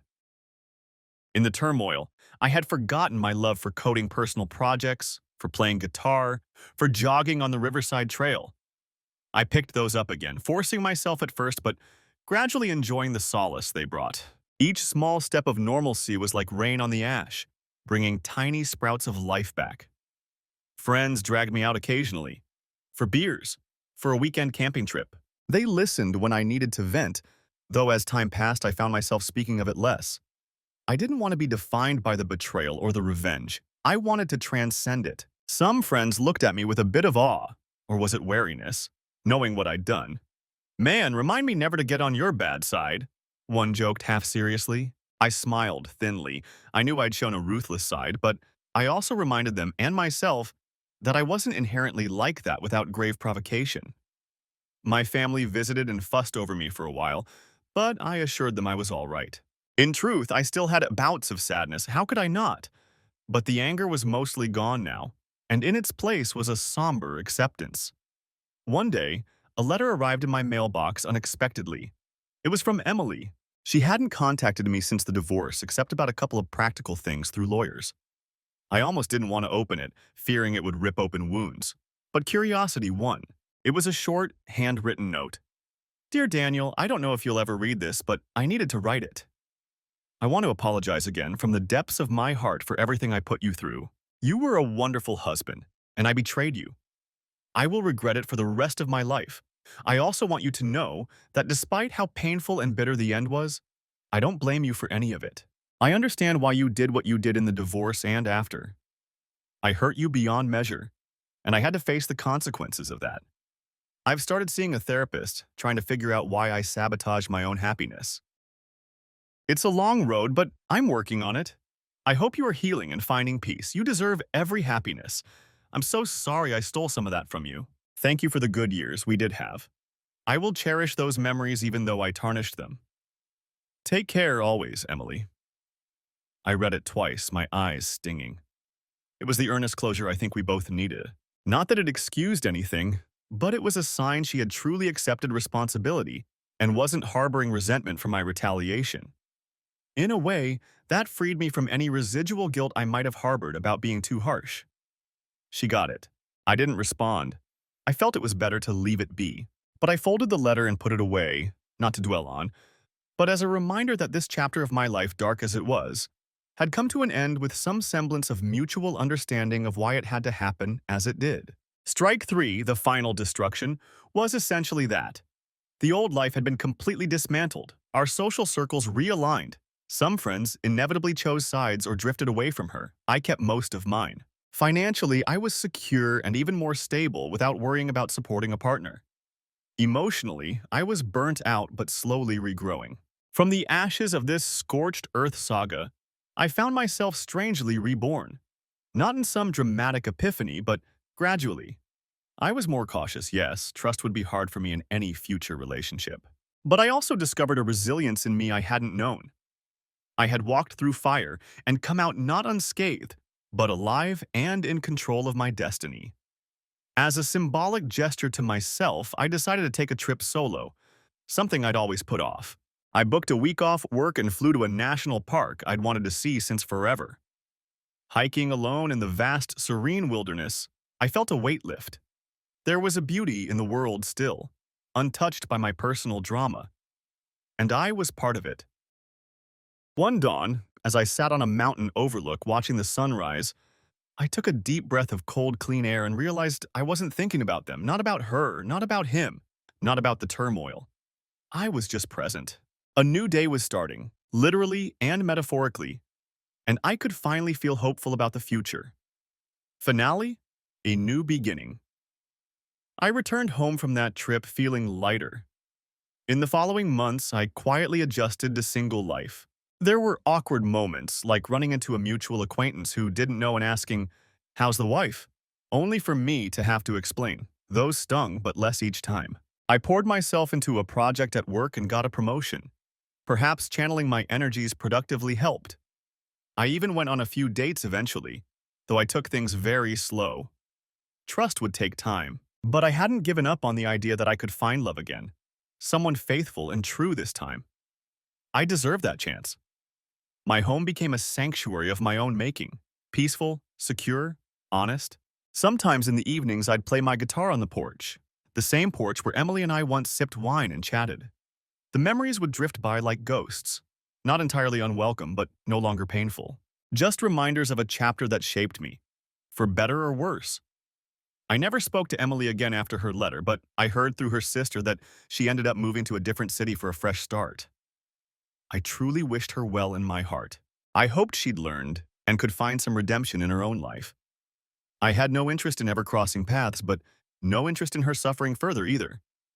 Indifference, I suppose, and that's a far healthier place for me than hatred. As for Mark, he became a distant footnote, that guy who was the catalyst of my marriage's end. I let go of my anger at him, too. Life had dealt with him enough, and it was simply not worth any mental real estate to hold on to any grudges. One warm spring afternoon, about a year after the divorce, I found myself tidying the garage and came across a box of old wedding memorabilia, photos, cards, trinkets we saved. I steeled myself and went through it. Instead of bitterness, I actually smiled at some good memories. They were real at the time, even if later undone. I decided not to throw everything away. I kept a few photo strips from a booth of us laughing, a reminder that not all of it was a lie. The rest I packed up and put in deep storage. Maybe I'd show my kids one day if I had any, as a lesson about choices and resilience, or maybe I'd eventually toss it. But for now, it felt okay to acknowledge that period of my life without being owned by it. I have changed, undeniably. Perhaps a bit more guarded, a bit less naive, but I also discovered my own strength and capacity for decisive action. I learned that even the deepest betrayal can be survived and even transformed into a kind of empowerment. It's a hard-won lesson I wouldn't wish on anyone, but it's mine, and it's made me who I am moving forward. One evening, I looked in the mirror and realized I recognized myself again. Older, a few worry lines perhaps, but essentially the man I was proud to be. Principled, calm, maybe a tad fiercer when provoked, but not cruel by nature. I gave myself a small nod. We made it through. As I stepped outside to watch the Texas sun set orange and pink over the city's skyline, I felt a sense of closure wash over me. The long campaign of vengeance was over.